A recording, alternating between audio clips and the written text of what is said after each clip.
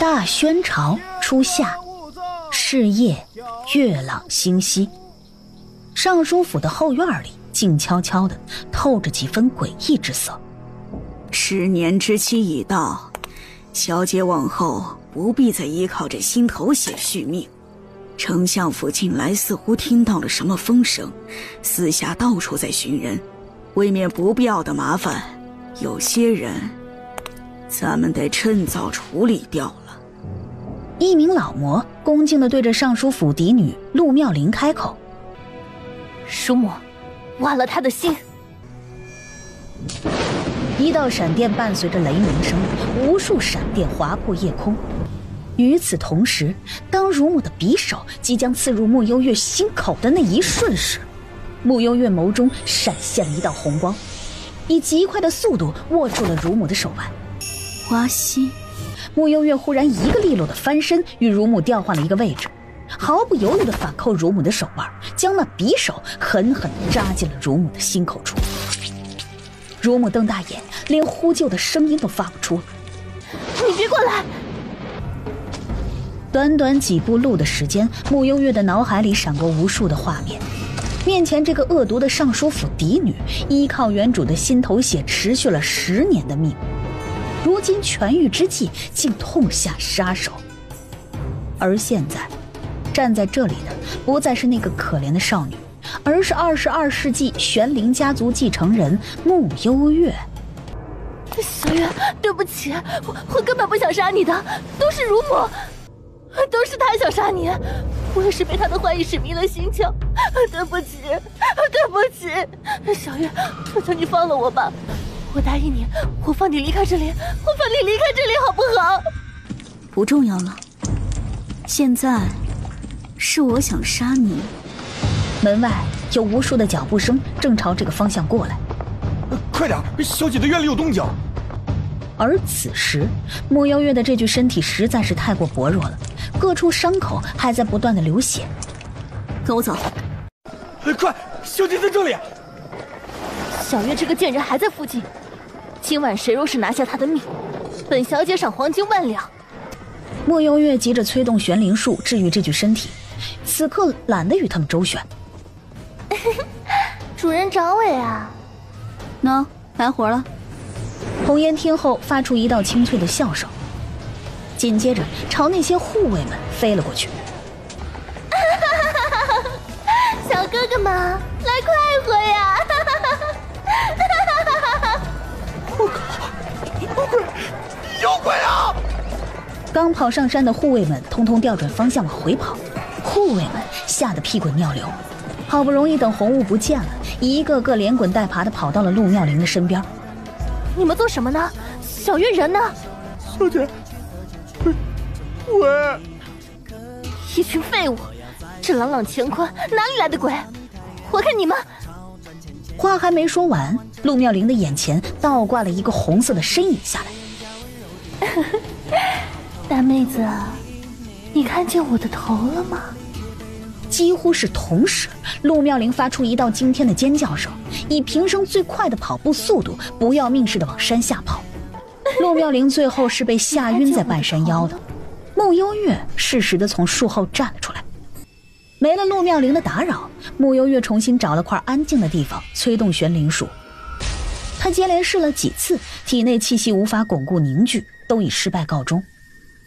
强撑着身体准备先离开这里时，没走几步，却发现面前蹲着一头眸泛绿光的灰狼，以及灰狼的身后还站着一个男子。3年后又1年的初夏，穆幽月躺在一根树干上乘凉，思绪莫名又飘回了3年前的那个雨夜，以及那个神秘的男子。那男子一袭墨色的锦衣，狭长的凤眸深邃薄凉，四目相对，大抵是看不惯他痛楚的模样，素手一勾，再抬起一颗黑色的药丸，已经塞进了他的嘴里。小姑娘，这丹能保你去气，3日期限，能不能活，且看你自己的造化了。姑娘平日最怕狗了，怎么今日听着这小狗失了神呢？树底下传来李婶的笑声。称我的媳妇儿啊，刚刚生了个大胖闺女，全家高兴的不得了。刚才啊，给你送了好些鸡蛋，还有喜糖过来，给你也沾沾喜气。哦，对了，有位京城的大人物来了信，带着自家嫡女前来求医，你是见还是不见呢？看着底下的小狗不知何时跑了，自己则从树上跳下来，和李婶一起往回走。穆幽月刚走，不远处来了一辆马车。爹，你是不是弄错了？这种鬼地方怎么可能有神医？谁知道呢？我可是查了好久，才听说这太清山脚下的小莲村里藏着一个神医。现在来都来了，咱们只能碰碰运气了。咱们私下寻访了那么多的名医，这回若是还怀不上孩子，我就杀了这个所谓的神医，沽名钓誉。行了，赶紧走吧，再晚天都要黑了。什么破神医，到底能不能治病？让二位久等了。你是谁？让你们的神医出来。我便是这里的大夫，请问谁要看病？你一个黄毛丫头，你能治病？治不治？不治出去。敢这么和本小姐说话，是不知道本小姐的身份吗？竟敢如此怠慢本小姐，信不信本小姐一声令下，你们整个村的人都得死？都说穷山恶水出刁民，本小姐今日算是长见识了。神医啊，之所以被称为神医，那自然是有别人及不上的本事。姑娘若不是诚心来看病的，那就请回吧。爹，赶紧把他们都杀了。火气那么大，怕是因为不孕吧？来，消消气，坐下慢慢说。我们神医啊，最擅长的就是不孕不育。不多时，穆幽月给陆妙龄把完脉后，一脸高深莫测。这位小姐曾患过重病，身子亏空的厉害，虽已痊愈，但体内五脏六腑均受到了不同程度的损耗，加之平时日养尊处优，日子过得太细致了，反倒是不适合受孕。那该怎么办？简单，我这儿有几个速成的办法，不过过程会有些煎熬，你们要不要试一试？是，当然要试试。你们跟我来。神医，你究竟想做什么？不孕这种事儿，想必你们也已经看过许多的大夫，也知道这毛病光靠吃药调理是没用的，而且见效也慢。是药三分毒，吃多了也伤身。来，把双脚绑住。旁边热心肠的李婶已经上前，动作麻溜地绑住了陆妙龄的脚腕。你们要干什么？嗨，这位老爷，咱们这是在给这位小姐治病呢。方才神医说了，这位小姐平日里过得太精细了，现在这个办法就是快速让她接地气起来。妙龄，你且忍忍啊，等熬过去了，一切都会好起来的。这位老爷，一路舟车劳顿，累了吧？不如去吃点东西。这边啊，我替你看着，放心，不会有问题的。爹，陆永慧吃完饭后莫名就睡了过去，一直到第4天早上都没有要清醒的状态。陆妙龄在猪圈被关了将近4天，已经浑身瘫软无力，晕死过去，直到被滋醒。迷迷糊糊睁眼时，就见到2条肉乎乎的小胖腿，再往上，一个约莫6、7岁的小胖子正睡眼惺忪地对着猪圈里头在尿尿。这会儿陆妙龄躺在地上，被喷得一脸都是。快滚开！反应过来后，惊天的尖叫声吓得小胖子一激灵，才发现地上那个粉乎乎的东西不是猪，而是一个活人。小胖子吓死了，往回就哭着跑去找自己娘。来人呐！本小姐不治了，快放我出去！爹！大补的童子尿对治病最是有益，这才第4天呢，陆小姐就要放弃了吗？这就是你所谓的治病吗？哪有人是这样治病的？你分明就是在耍本小姐。耍你又如何？你……穆幽月缓缓摘下了面纱，一脸云淡风轻地看着陆妙龄。看来这几年你过得也不怎么样，怎么现在连个孩子都怀不上？昏王和太后知道这个事吗？从睡梦中醒过来的陆永慧第一时间感觉到了不对劲儿，赶到这里时也万般没想到会是这样的场面。原来是你啊！话落上前一步，弯刀作势对着穆幽月挥去。砰！小院里的大门被人猛然推开。谁敢碰我女儿一根头发？丞相大人，你怎么会来这儿啊？穆幽月心中瞬间明了，丞相穆昭辉亦是原主穆幽月的亲爹。陆永辉，你可真是能耐呀！丞相大人说什么？下官听不懂啊。陆永辉，我丞相府嫡女被你藏匿10余年，刚才还险些对她动手。桩桩件件，你最好给我一个满意的答复，否则今日我穆昭辉就是拼上这条老命，也要让你们陆家血债血偿。丞相大人，说话还是小心点为好。你想让本王妃的家族血债血偿，是不是太不把坤王殿下放在眼里了？坤王算个球啊！爹，此地不宜久留，我们先走。陆永辉掌心赫然多了一把粉末，往空中一扬后，父女俩消失在了原地。等回京再收拾你们。穆丞相此刻还有更重要的事情要做，不想把时间浪费在这里。一转头，目光瞥见站在那里的穆幽月后，仔仔细细地盯着他看了好半天。随后，只见原本一脸怒容的穆丞相，忽然间抬起衣袖，啊呜一声，开始抹眼泪。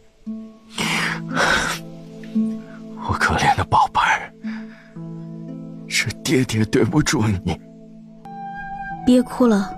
这么多年，爹爹一直以为你和你娘一样，死在了那场大火里，却不知道，原来你一直就在爹爹的身边。是爹爹没有，让你受了这么多年的苦。我只要一想到那些事情，我……说完，哭声更大了。甜甜，在外面受了这么多苦，爹和哥哥们都盼着你早日回家。你跟我一起回家好不好？等回到了京城，爹就给你报仇，把你这些年受的委屈统统拿回来。爹爹把陆妙龄和陆永辉扒了皮，放干血，挂在墙头风干，好不好？正准备开口应下时，面前的穆丞相见他久久不回话，又是一嗓子嚎了出来：“闭嘴，不许哭！”天亮后，穆幽月简单收拾了一下行囊，便和穆丞相踏上了回京的路。陆妙龄和陆永辉一直没走远。爹，如今事情已经败露，说什么也不能让穆相和穆幽月顺利回京，否则我们麻烦就大了。可是这次出来，为父带的人手都不够，恐怕……陆妙龄诡异的一笑，从衣袖里拿出一枚令牌。这是坤王殿下私下养的人。甜甜，你别怕，坐着等我。穆丞相话说了一半，就被穆幽月连着扯了3根头发下来。没等他反应过来，柔软的发丝在穆幽月的手里一瞬化为尖锐的利器，从车厢里飞了出来。外面响起了惨叫声。短短一息间，马车旁已经倒下无数的死尸。剩余的手下见状大惊，纷纷后退撤离。对了，甜甜，那个传说中的太清山神医是你？穆幽月也不瞒他，点头算是默认。回京的路花了7日的时间。嘿，甜甜，我是二哥。这么多年过去了，我们家甜甜还是和以前一样娇弱。穆兴泽看着这弱小的身板，满是心疼。走，二哥带你进去。甜甜一路赶车累了，我先带着她去住的院子休息一下。那我先差人去太医院把小三叫回来。对，赶紧先把小三喊回来。老大最近还在军营忙活，小四也接了一个案子，去了外地，估计还有2天才能回来。穆相边说边带着穆幽月往他住的院子里走。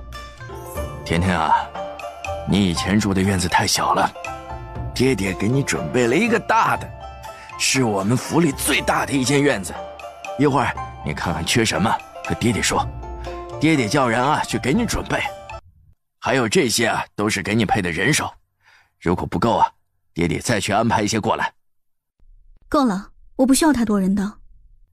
那好，红坚、紫竹，先带小姐去沐浴。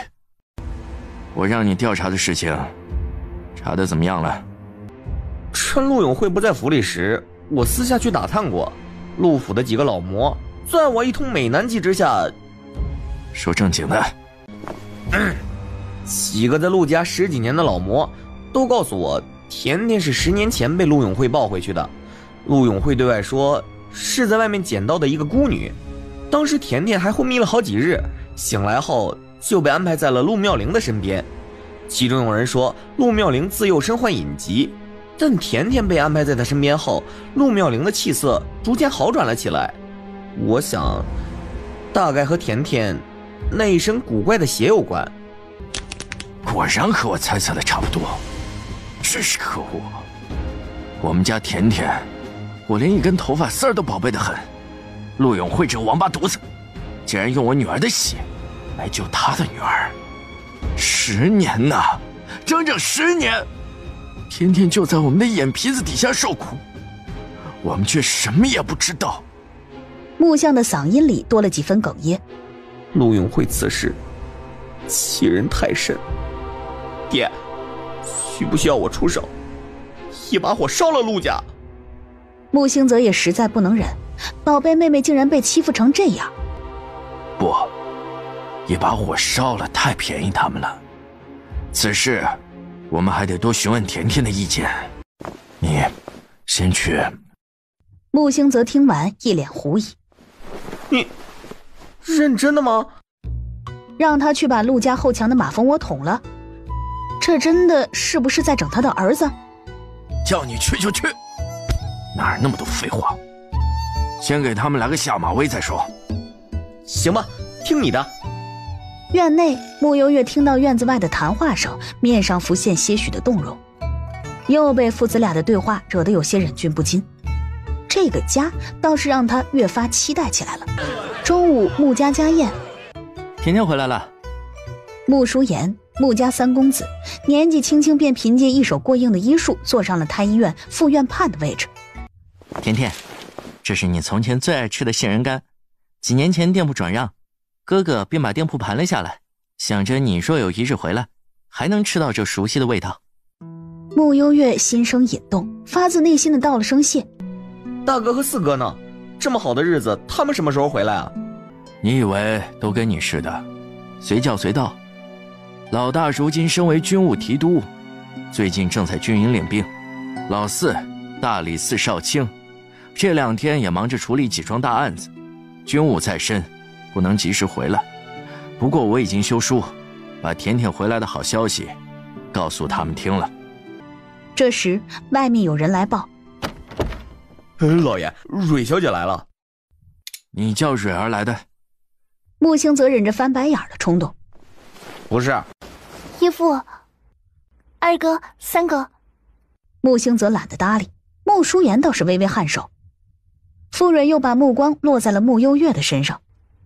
这位就是月姐姐吧？听说你被拐卖到了乡下，如今可算是回来了。月姐姐，你回来了真好，以后我们俩姐妹就可以作伴了。府里平时就蕊儿一个女孩子，蕊儿怪无聊的。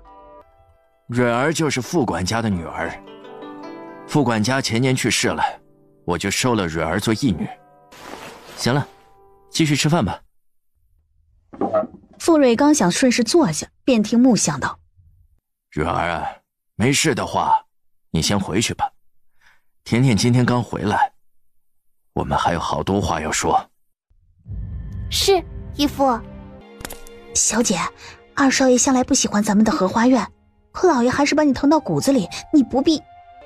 要你一个奴才多嘴。初夏的夜晚，暴雨来得汹汹，穆幽月却毫无睡意，甚至有些无聊。随后裹了件黑色的披风，趁着夜色离开了穆相府。快天亮时，穆幽月才回来，将沾了血的衣服换下。门外此时闹哄哄的。长姐，老爷去上朝了，吩咐二少爷送来了一些东西。这些都是给你准备的，你看看还缺什么，二哥再去给你准备。说完意有所指。傅蕊有的，咱们甜甜也必须要有，而且要比他多100倍、1000倍。要知道，你才是我们丞相府真正的大小姐，可不像某些阿猫阿狗就挂个名头。多谢二哥。穆幽月不是性子热情的人，加之从前也未有过亲情温暖的时刻，最后只能干巴巴地说这么一句。穆兴泽倒是不好意思地挠头。一家人谈什么谢不谢的？傅蕊今天来过没有？穆兴泽问起红坚，红坚摇头。算他识相，仗着自己是老头子的义女，在外都以丞相府千金自居，也不知道谁给他这个脸了。啊，对了，早膳用过没有？穆兴泽这才想起这茬。穆幽月摇头。走吧，老头子早起进宫早朝了，我带你去福满楼吃汤包去。啊？穆幽月一时没反应过来。穆兴泽笑笑。这个家也就我最闲，反正闲着也是闲着，正好带你去京城转悠转悠。据说死的是尚书府主母身边的老嬷嬷，早晨醒来时发现被人一刀抹了脖子，连骨头都露出来了。真的，这事儿邪门得很。据说尚书大人和夫人正在里屋睡觉呢，这老嬷就死在门口。陆家还有那么多护卫，完全没人发现。这到底是谁那么闲，跑去杀一个老魔呀？不会是赤血山的土匪下山了吧？谁那么闲？我呀。大晚上无聊，索性杀个陆家的人，给自己找点乐子。小爷我还没来得及出手呢，没想到有人比我更心急。来，趁热吃，可别让那些脏东西影响到你胃口了。穆兴泽把面前刚端上来的汤包推到穆幽月的面前。穆幽月点头，余光瞥进穆兴泽身边多出来的东西后，穆幽月已经不见了。再一偏眸，见到旁边的雪域灰狼后，雪域灰狼摇了摇尾巴，爪子扔了一个玉佩出来。见到玉佩，穆兴泽想起自己还有一些事情没做完，拿过玉佩后，先下楼去找穆幽月。穆幽月正站在马车边上等穆兴泽，思绪飘在3年前那个雨夜，那头狼和刚才的那头是同一个吗？那么那个救了他的男人也在京城？短暂的失神，连穆兴泽已经到了身边都没有发现。哎，甜甜，刚刚吓到你了？还好。那就行，下次别跑了啊，有二哥在，不会有事儿的。我们去哪儿？我们先去办点事儿，爹这会儿估计还没下朝呢，小三也在太医院，把你一个人放府里，我不放心。马车很快就停下。穆幽月走下马车时，入眼就看到一个金灿灿的匾额，写着锦王府2字。锦王叶玄解，宣朝唯一一位异姓王爷，也是人们的大奸臣，身兼多职，手握重权，权臣、帝师，掌管皇家禁卫军，麾下控制宣朝15座大城，手握兵符，权倾朝野，在宣朝的地位难以撼动。如今幼帝登基，作为幼帝的帝师，叶玄锦几乎包揽了所有朝中政务。甜甜，你在这里休息一会儿，我去办点事儿啊，很快就回来。穆幽月点头。在凉亭等候了许久，穆幽月有些的无聊，手撑着脑袋坐在那儿打起了哈欠，直到感觉后背有双眼睛盯着自己，一回头，我去！之前刚在福满楼见过的那头灰狼，不知何时又出现在了这里。穆幽月怕狗的毛病当场又犯了，一个旋身已经飞到了凉亭的屋顶上。小狼，你在干什么呀？一道奶声奶气的声音突然在底下响起。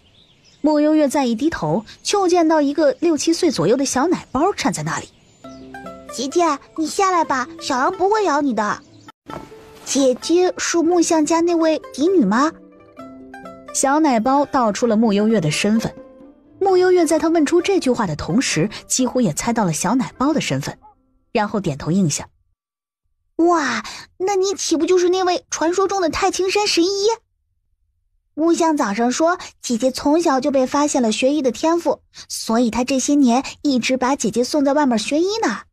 没想到这会儿就在这里碰到姐姐了。那姐姐看病岂不是很厉害？你能不能帮我看一下？说完，想起自己不能随意暴露病情的，又立即改口：你能不能帮我叔叔看一下病啊？好啊，要看什么病？就是那种，哎呀，怎么说呢？怎么，你叔叔难道也不孕不育吗？啊！小奶包惊讶地张大了嘴，正要说什么时，眸光落在了穆幽月的身后，随后有些心虚地低下了头。不愧是神医。穆幽月回身，视线落在眼前的男子身上后，眼底透出些许的诧异。眼前之人一袭玄色黑蟒袍，容貌如谪仙一般，姿态慵懒地站在那里。他的身边蹲着刚才那头灰狼，这一幕让穆幽月又与那3年前那个雨夜重叠起来。原来是他，3年前随手赠药救了他性命的人，竟然会是叶璇姐。只是没想到他竟也有隐疾。其实这方面的病是很常见的，景王若是信得过我，我可以帮你医治。啊，不是，姐姐。小奶包吓得赶紧开口要解释一下。话未说完，叶璇锦挑起眉眼，慢悠悠地开口：好，那若治不好呢？我有信心，除非……穆幽月剩下的话没说出来，眸光若有似无地往他某处瞟了眼。叶璇锦注意到他的眼神，漆黑的眸底漾开笑意。你胆子倒是挺大。总归是我欠景王殿下一份恩情，景王殿下若有需要我帮忙的地方，我定不推辞。穆星泽跑过来的时候，就见叶璇锦站在穆幽月的面前。殿下。叶璇锦轻轻地嗯了一声，没有开口。那个，给你们介绍一下，这是……不必。那我就先走了。小祖宗，我先退下了。姐姐，有空我再来找你啊。您是皇上，不必对我如此客气的。景王，欢迎你随时来丞相府治病。哼。在他俩离开景王府后，叔叔，我错了。之前教你的都忘记了。认错了，那你不生气了吧？叔叔。行了，又不是小姑娘，别撒娇了。唉，朕原来只想帮自己求个医，没想到叔叔竟然也有隐疾。闭嘴吧你！你要给景王治病，他得了什么病啊？病人隐私不好乱说。甜甜，今日我们去景王府的事儿，可千万不能在爹面前提起，不然我就死定了。还是你最乖。要知道爹一向很讨厌景王，觉得他是个奸臣，平时都不许我们和他来往的。那你还在他手底下做事？唉，在爹眼里，我就是京城第一纨绔，我就偏偏要闯出自己的一番天地，证明给他看看。志向很伟大，是吧？还是甜甜最懂我。两人一路到了丞相府。甜甜回来了，怎么样？累不累？渴不渴？爹爹已经叫人准备好了茶水点心，要不要吃一点？正好有些饿了，谢谢爹爹。穆幽月接下这份心意，走到旁边坐下，随手拿起一块糕点。穆星泽刚要坐下吃点心，就被穆相随手给拎了出去。干嘛呀？上午福伯就说，在东街看到你一个人在福满楼里吃汤包。你怎么现在才带甜甜回来？而且你个不要脸的，竟然还一个人吃独食。我吃独食？福伯眼瘸了吗？难道不是吗？他说你身边还坐着那个大奸臣身边的灰狼，不许撒谎，说实话。爹爹，早晨我和二哥一起去的福满楼，我吃饱了就先在楼下闲逛，那头狼是自己跑出来偷吃的。不错，有点二哥的样子了。我确定我是捡来的。此时府门外忽然传来一阵嘈杂的声音：求神医们救救我吧！神医啊，求您大发慈悲吧！我爹已经病了那么多年，我实在是没辙了。神医，神医！管家福伯这时快步跑过来，一脸焦色。老爷，外面突然来了一群要求医的百姓们，这会儿都堵在门口呢。甜甜啊，爹今日自作主张，在皇上面前透出了你太清山神医的身份，还望你能理解。爹爹一片苦心，我自是理解。还是你最懂事。那现在门口那么多人求医，甜甜要给他们治病吗？我每3天做一次诊，一次只接待3位病患，让他们自己摇号吧。摇号？就是抽签的意思，安排号码牌让他们自己抽，抽到前3数字的我便来医治。正好我在城南有一间铺子还空置着，不如就改成医馆，方便你坐诊。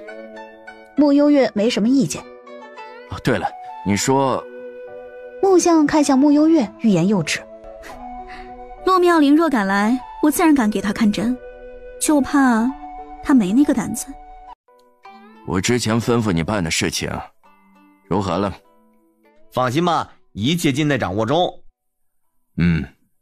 等我将陆永会这些年私下贪赃枉法的罪证搜集，我便要他陆家消失在这世上。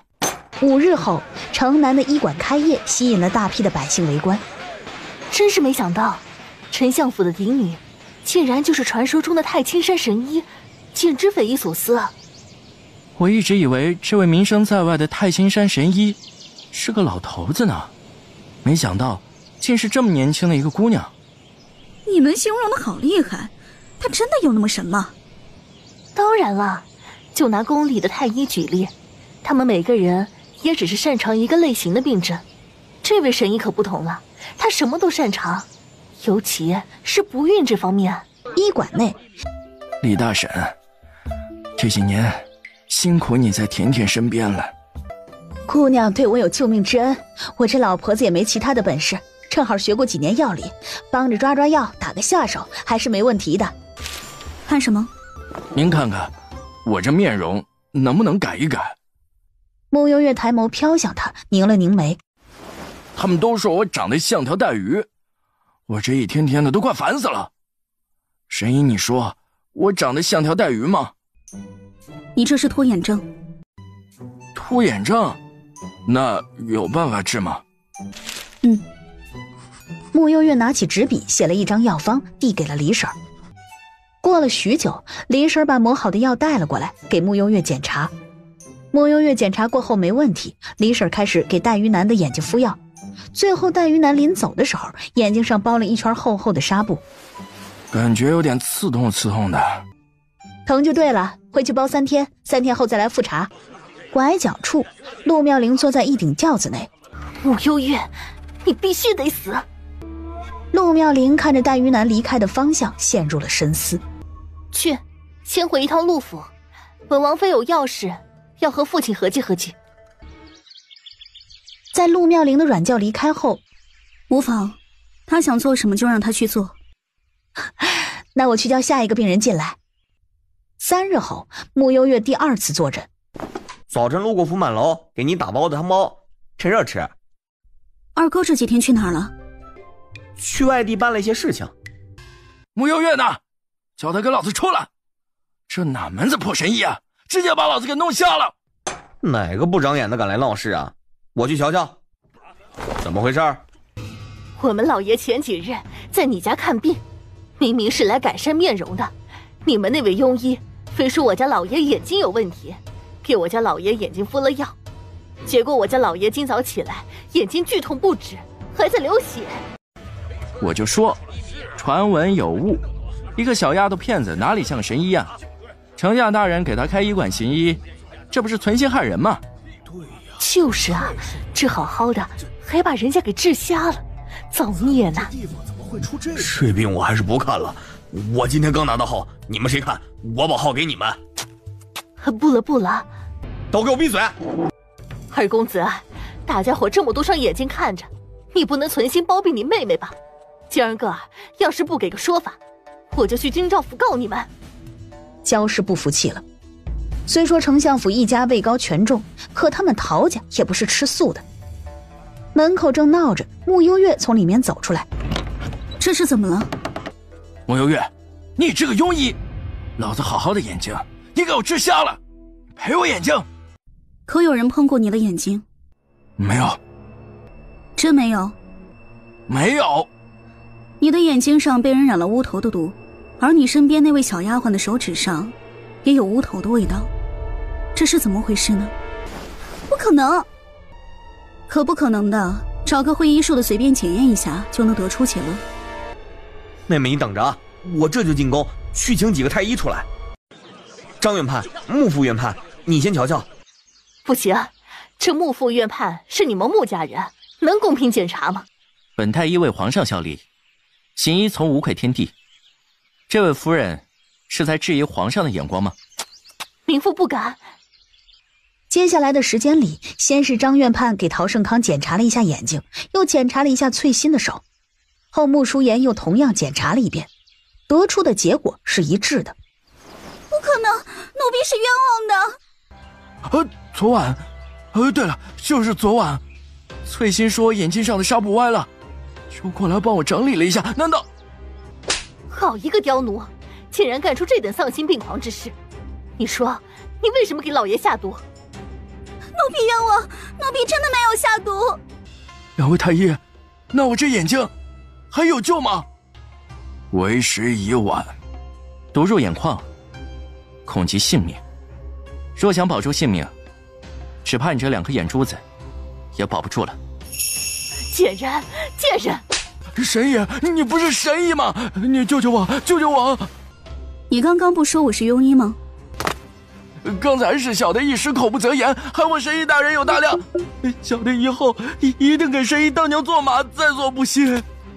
行，我记住这句话了。你跟我来。天哪，神医，真是神医啊！我遇到神医了，神了，真的是神了，竟然连个伤疤也看不见。神医，方才是我们有眼无珠，还请神医救救我们的命吧。斜对面的茶楼里，今日目睹了一出大戏的叶玄锦站在窗户边，看来小姑娘的确挺厉害的。楼下又传来翠心的惨叫声，陶胜康和焦氏夫妻2人不顾颜面，2人当街几乎就要扒了翠心的皮。翠心有些撑不住，正要交代一切时，暗处飞来一枚飞镖，扎破了翠心的喉咙，翠心当场毙命。叶玄锦往飞镖的方向看去，只见到一个黑影一闪而过。云清，贴身护卫云清会意，旋身朝着黑影追了过去。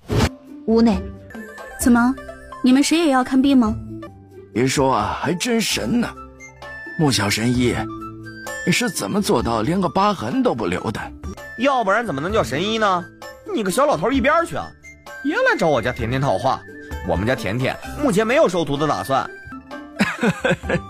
那行，那哪天啊，你们家小神医要收徒了，记得通知我一声啊，我第一个报名。今日这件事儿摆明了是有人背地里使坏，甜甜你放心，背后的事儿交给二哥。树大招风，只怕今日之事只是一个开端。甜甜你要记得多留一个心眼。放心吧，2位哥哥，你们都这么优秀，我这个做妹妹的又怎会被你们比下去呢？穆淑妍午后便回了太医院。穆幽月在看诊的时候，听到医馆的后院传来一丝动静。这人情先记下了，改日请你喝酒。好说。云清说完便闪身不见。1个时辰后，穆家一间空旷的后院里，说，是谁派你来闹事的？黑衣人嘴里还被塞着布团，使劲的摇头。呵呵，嘴还挺硬的是吧？你别以为我不知道，你是陆狗派来的。爹，少和他废话，既然不承认，索性弄死他得了。整日喊打喊杀的，不知道的以为我们是土匪呢。随后看向穆幽月，堆上一抹和善的笑容。甜甜，你觉得呢？你认为咱们该和他先讲讲道理，还是直接弄死吧？你说的很好啊。俗话说，斩草不除根，春风吹又生，还是直接弄死，以绝后患比较好。您老这差别对待，敢不敢再明显一点啊？还愣着干什么？快动手啊！我来吧。你等一下。话落，一把揪住黑衣人的头发，拔了2根下来后，笑呵呵地递给了慕幽月。给，用他的头发，别浪费自己的，省得一会儿把自己拔秃噜了。眼看着慕幽月用一根软的发丝就解决掉一条人命后，穆星泽惊讶的合不拢嘴。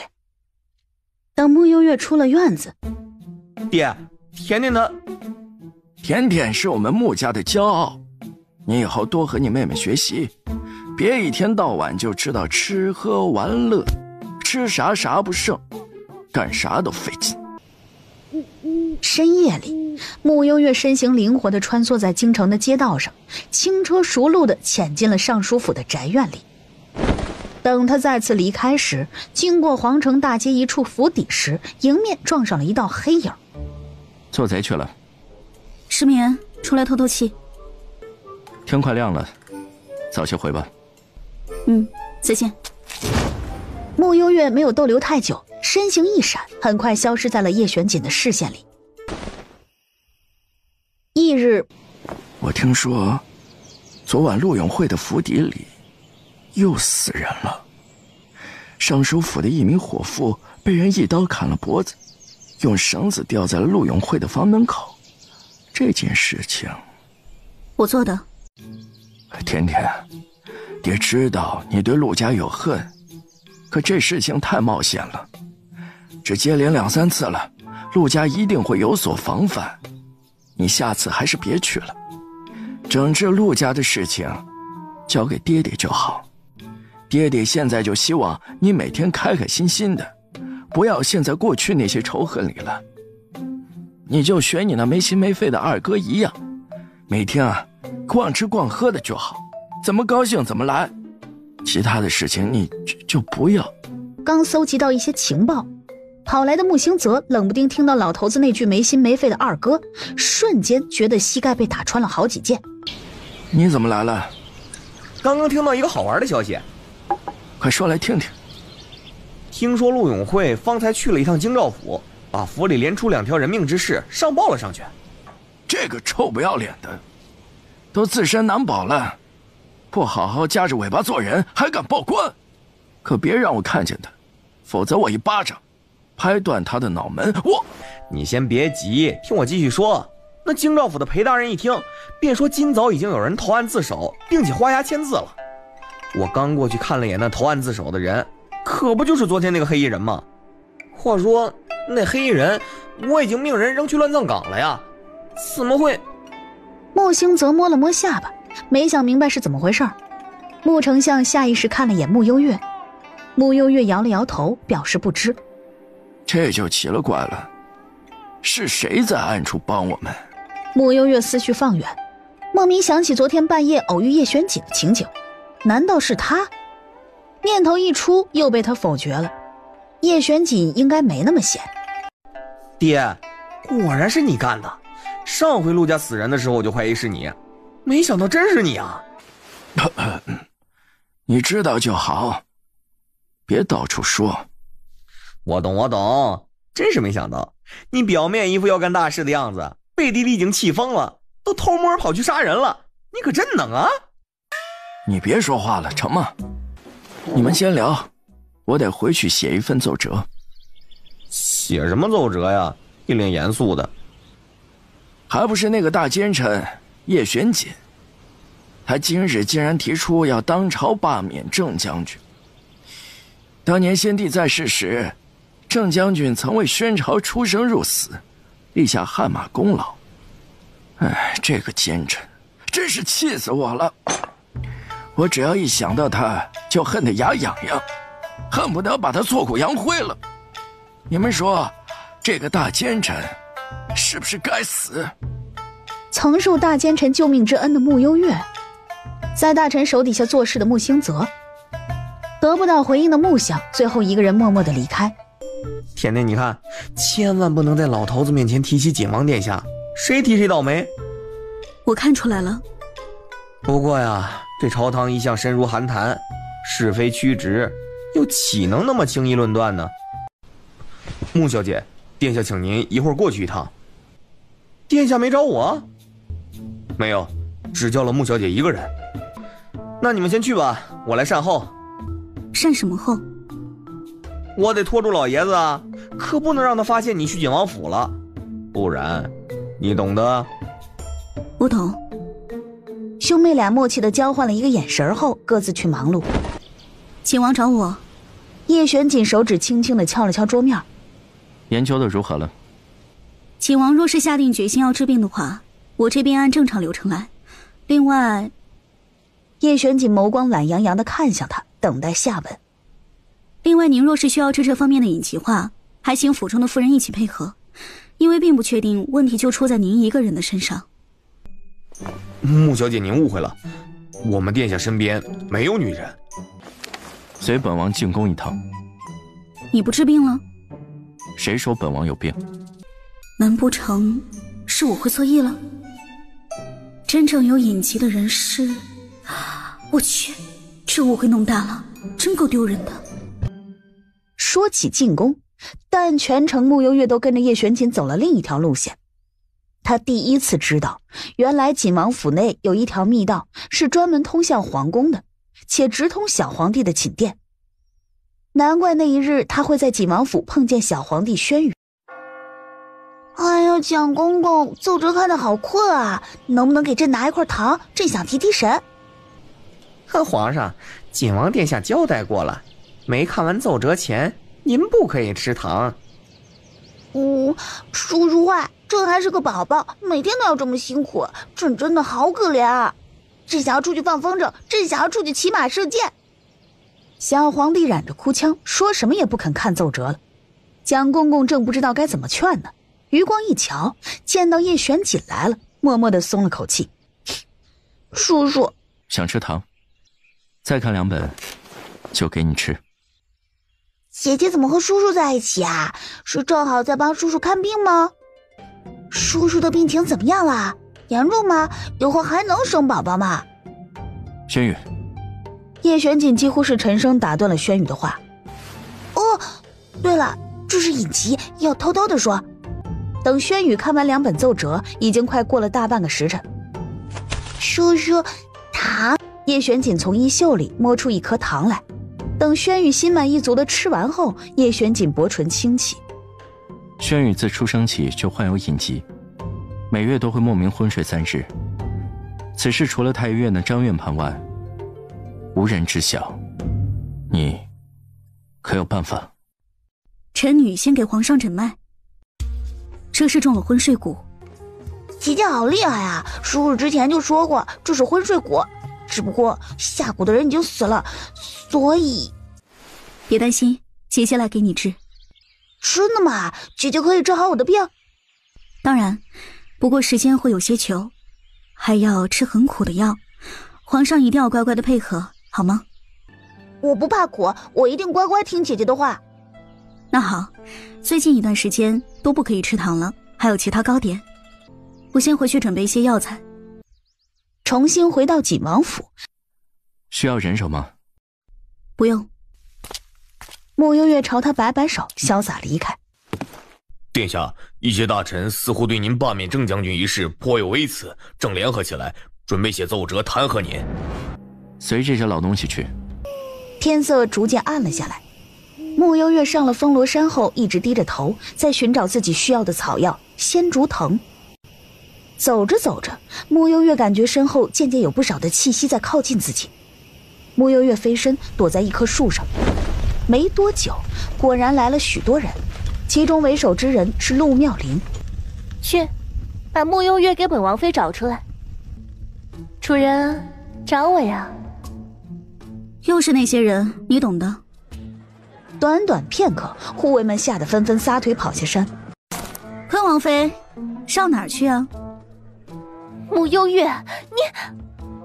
陆妙龄刚看清穆幽月，刚要喊人回来，便被穆幽月一脚给踹翻，身子连滚了2圈，昏了过去。已是夜晚戌时，穆幽月还没回府。甜甜说出去给人看病去了，怎么这么晚还不回来？你说他会不会遇到坏人了？应该不会吧？怎么不会？如今这京城里到处都是仇人，咱家甜甜心地善良，长得又漂亮，你说万一有个好歹的，那我也不活了。两个人越想越紧张，准备出门找人的时候，只见穆幽月步履轻快地走进来。甜甜回来了，你刚假哭呢？那不然呢？我家甜甜最厉害了，能文能武，还会看病，怎么可能会出事？你刚刚可不是这么说的。甜甜，你回来了，一定很辛苦吧？先去吃点东西。好呀。你去给简王看病了？穆幽月一怔，心想小皇帝的隐疾不好轻易对外抖露，于是只好把这口锅继续扣在叶玄锦的头上，僵硬的点头。是啊。还真有隐疾啊，平时倒没看出来。对了，据说过几天太后要办一个百花宴，请了各家的贵妇千金等，其中还包括甜甜。甜甜，你想去参加吗？不想去的话，爹爹想法子帮你推了。去啊，当然去。穆幽月点头。那好，不过有一点，我得先提醒你啊，百花宴上可不能随便杀人。得要公之里之血，写个女人的血是杂交的，不准的。你瞅你那个损色，搁这巴巴啥呢？就算是杂交的血，那里头也有罕见的凤凰精血，说不定吸了就可以化为人形呢。你现在给我在这扯犊子！可惜，虚构。日你个仙人板板呀，普通话都说不标准。哎，我好像闻到了更纯正的凤凰精血，就在……胖幽灵顺着气息一回头，就见到穆幽月环着双臂站在他们身后。好，我咋觉得他能看见我们噻？幽灵改行当吸血鬼了？好家伙，他能看见我们，那还搞产生啊？今晚真是好运气，老妹儿，我和你商量一下，给哥一点你的凤凰精血，完事后，哥请你吃地三鲜儿。那我要不给呢？你要不给，我给你揍成猪肉炖粉条。穆幽月一脸不屑，手指摸到自己的储物袋，从里面找出一张玉灵网，二话不说将这3个幽灵全部打包了起来。老妹儿，我错了，我再也不敢了。小姐姐，没忘了我们吧？仙女，你要干啥子？你们在这儿多少年了？数不清了，好多年了。那你们对这里的一切都很熟悉了？这块地方都是我们的地盘。那就行，来结个气。穆幽月人生的一大爱好就是找幽灵结气，指尖一点，蓝色的光芒穿过3个幽灵的脑门。主人，你有什么吩咐？去给我找些仙竹藤来，越多越好。遵命。说完，3个幽灵光速消失在眼前。没多久，整个山头的仙竹藤只怕都被摘了过来。虽说他的血不纯，可又总比没有好，你们说是吧？主人说的有道理。穆幽月笑笑，潇洒的下山。吸点吧，不吸白不吸。妙龄，你怎么样啊？爹，这风罗山闹鬼。胡说什么？哪儿来的鬼呀？爹，怎么了？没事，先回去再说。穆幽月一整晚几乎都没睡，等他醒来时又到了午时。甜甜，这是外公。果真是和素婉一个模子里刻出来的。原本听说这已经死了10年的丫头突然回来了，我心中还存疑。今日一见这面貌，的确不假呀。丫头，你运气不错呀，那样都能活下来了。当然，毕竟我还时刻惦记着外公已经年迈，想急着回来在外公的身边尽孝呢。不过看外公这容光焕发的模样，想必这些年过得很好。看来我的想法是多余的。林瑞贤站了起来，一步步地走进慕幽月。外公难得来府上，不如去别的地方走走。不必了，能确定这丫头的确回来了，我就放心了。小小年纪，还是收敛一些锋芒为好，否则……话毕，走进慕幽月，只有2个人能听到的声音开口：“小心将来怎么死的都不知道。”这世间因果循环，这些话，如今该我说给你听才是。这个臭老头子，竟然还敢上门！理他做什么？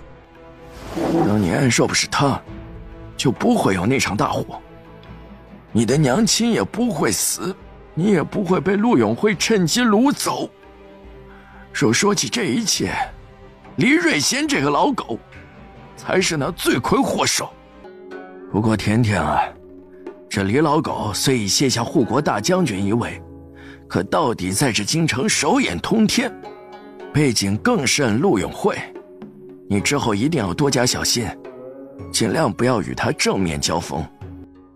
原本他已经搜集到了许多关于黎瑞贤的罪证，却不想先皇暴毙，幼帝登基，如今幼帝根基不稳，又被那大奸臣叶玄锦把持着朝政。想到这些，不行，我必须得先把那个大奸臣给弄死。这慕幽月和慕星泽莫名的心虚。甜甜，你那里有没有什么惊天地泣鬼神的毒药？爹，你这是要做什么呀？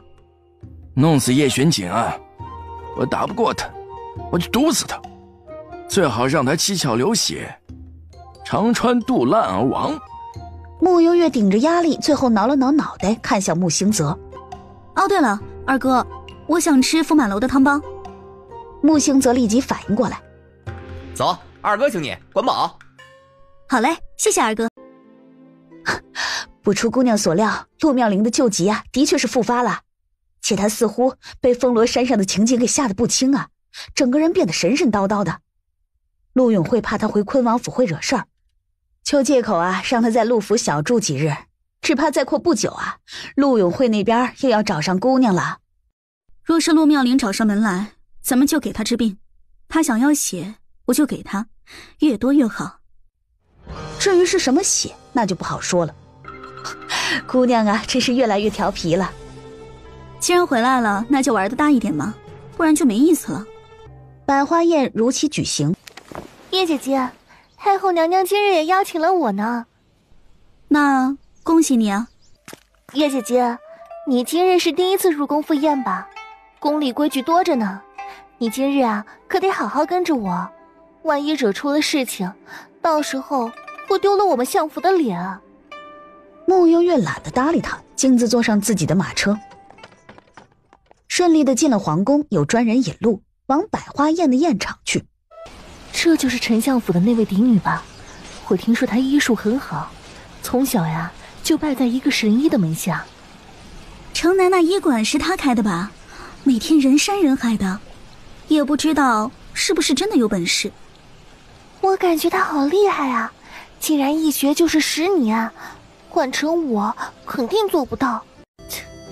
什么神医？慕丞相真是会编故事。我怎么听说他是从小被拐到了山沟里，最近才找回来的。李香姐姐，不会吧？可是他不是开医馆了吗？谁知道是不是他在给人看病，搞得神神秘秘的。这年头呀，连个管家之女都配合我们一同出席宴会了。喂，慕幽月，和我们说说你的乡下的趣事呗。林香忽然转身朝隔壁席位的慕幽月看过来，慕幽月靠坐在椅子上，仿若未闻。在谁也看不见的地方，红烟化为人形，飘到了黎香的身后，张大嘴，露出尖利的牙齿，对着黎香的脖子狠狠一口咬下去。啊！黎香忽然感觉脖子一疼，一声惊叫：“表妹，你怎么了？还是小心一些吧。”不远处的高台上，叶玄锦站在那里，将宴场内的一幕幕都尽收眼底。这小姑娘竟然还有御灵的本事，着实有点意思。这时，一名老太监过来禀报：“殿下，柔公主朝这里来了，需要本王教你。”老太监一脸胆战心惊，赶紧退下去，把正往这里来的公主宣柔给挡下了。“你这狗奴才，敢挡本公主的路！”“景王殿下还有要事处理，所以请公主暂且回避。”“那你去告诉景王一声，等本公主参加完宴会再去找他。”“是公主。”“嫂子，你怎么了？”宣柔与昆王宣坤同是一母。“我没事。”“怎么可能没事呢？你身体不舒服吗？要不让个太医来给你瞧瞧吧。”“公主，我真的没事，休息一下就好了。”“王妃已经病了2日了，昨日还特意去城南的穆氏医馆求医，但因为没有诊号就被拒绝了呢。”“什么？岂有此理！什么破医馆，竟然连昆王妃的求医都敢拒绝！”“就是丞相府嫡女穆幽月开的医馆啊，她看病有她的规矩，不接诊就是不接。”“哼，一个小小的丞相府嫡女，她还能反了天不成？昆王妃找她看病，那是看得起她。明天本公主亲自去她的医馆瞧瞧，看看她是否敢拒绝本公主。”“公主，一点小事而已，说不定是误会呢。穆幽月今日也来参加百花宴了，咱们别弄得不好看，毕竟都在京中，以后打交道的机会多着呢。”“你说她今日也来了？”“所以咱们还是以和为贵吧。”“嫂子，你就是太善良了，这种人咱们可不能惯着。你既然不舒服，那今天就好好休息，一会儿看本公主的。”待他们走后，穆太妃从角落里走出来：“这个陆妙龄唯口天下不乱，哀家今日倒是要瞧瞧，谁敢动甜甜的半根毫毛。林嬷嬷，你现在即刻去一趟昆王府，就告诉昆王。”“母后，儿臣的脚扭了，好痛啊！”“来人，传太医。”“不用了，等太医过来还要好久呢。咱们这里不就有个现成的大夫吗？”说完，径直地朝穆幽月看去。“穆幽月，你不是会医术吗？还不赶紧过来帮本公主揉脚？”“哀家听闻穆相府千金有一手好医术，被誉为太清山神医，不知请穆家小姐来帮柔儿检查一下。”正当穆幽月起身准备给宣柔好好瞧一瞧时，宴场的入口处忽然来了一大批的皇宫禁卫军。“哼，文统领，哀家在这里举办百花宴，你突然带这么多人来做什么？”“拜见太后，宫内混进可疑刺客，卑职奉命搜查。”说完，腰间摸出一枚金色的搜查令。不等魏太后再开口，文潇手一挥，搜。身后大批禁卫军开始对着宴场一顿搜查。宫内混入刺客，太后娘娘、公主等又是千金之躯，以防万一，还请太后娘娘先结束宴会吧。罢了，那就结束了。陆妙龄，昆王殿下，你怎么来了？陆妙龄，本王一天天给你脸了是吧？你一个昆王妃半夜晕倒在郊外的山上，是怎么回事？你说，你是不是耐不住寂寞，出去偷男人了？不是，殿下您误会了，我只是……你哑巴了你啊！殿下，这里人多，咱们回府再说好吗？免得让人看了笑话。哥，我相信嫂子的人品。你懂个屁呀你！穆幽月独自一人走在出宫的路上。穆姑娘，景王殿下有请。文潇带穆幽月去找叶玄锦的路上，你和景王殿下是怎么认识的？你们很熟吗？我二哥介绍认识的。穆星泽胆子变得这么大了，他不怕你爹拿鞭子抽他吗？所以大家都知道他爹和叶玄锦水火不容是吗？你不称吗？叶玄锦懒懒地挑起眼，看着轩宇把2盘子糕点吃的就剩1块，慢悠悠地开口：“不称。”叶叶玄锦看到小屁孩吃得满嘴糕点碎屑的样子，有些嫌弃的皱眉，随后端起手边的茶壶，亲自倒了杯水。谢谢叔叔，叔叔最好了。不是给我喝的吗？莫幽月进来，朝小皇帝打了声招呼。见过皇上。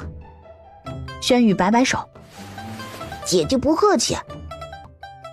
请王。叶玄锦与穆幽月只见过那么几次，但却也习惯了他这副腰都不弯一寸的敷衍式请安。坐。穆幽月顺势坐了下来，瞥见手边的茶水，于是自然而然地拿了起来，将这杯清茶一饮而尽。哼，叔叔真是偏心，给姐姐倒水不给我倒，哼！1天1包，连喝半个月，最后1天的时候，我要在现场监督。莫幽月把药包放到小皇帝面前。这么多啊！吃药先称了。今日多谢景王解围，这个人情我记下了。顺手之事，不足挂齿。叶玄锦一副完全不放在心上的样子。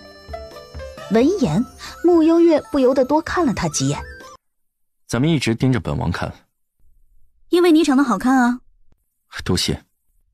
最后，叶玄锦幽眸染上几分笑意，倒是应下了他句话，还格外好心的又给他倒了杯水。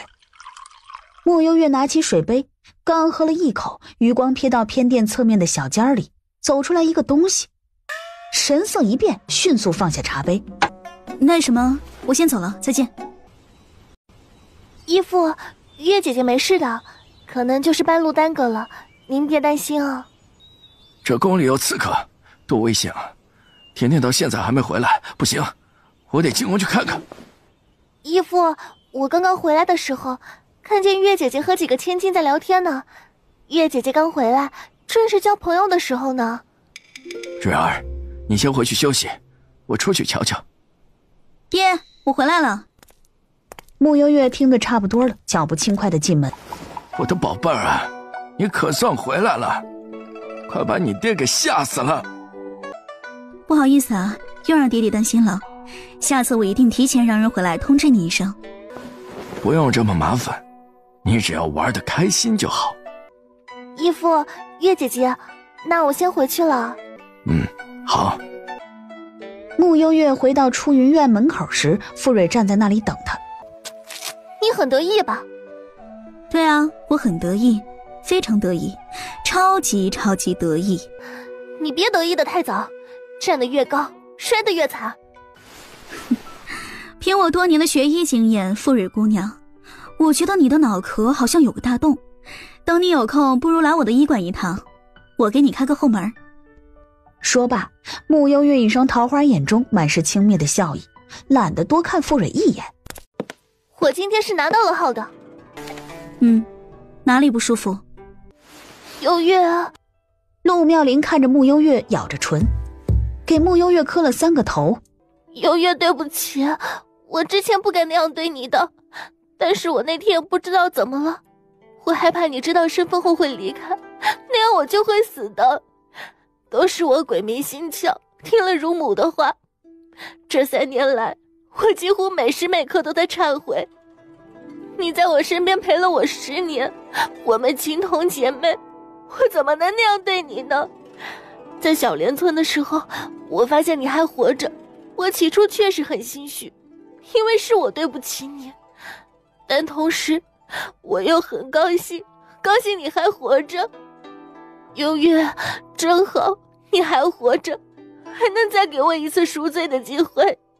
妙龄，我就知道，凭我们10年的姐妹之情，那天晚上一定不是你的本意。是啊，你救了我10年，我一直都是把你当亲姐妹来看的。说真的，我爹将你抱回来的时候，并不知道你是丞相府的嫡女，也是后来才知道的。但是这件事情牵扯得太大了，我们还不知道怎么对你说呢。其实说起来，我爹又何尝不是你的救命恩人呢？要不是我爹从火场里把你带出来，你说不定已经死在那场大火里了。幽月，这一切其实都是天注定的。是啊，那些年你们是怎么对我的，一点一滴我都记在心里呢。你们可是救了我的命呢。你今天来找我是看什么病？陆妙龄默了几秒，把自己衣领掀开一些。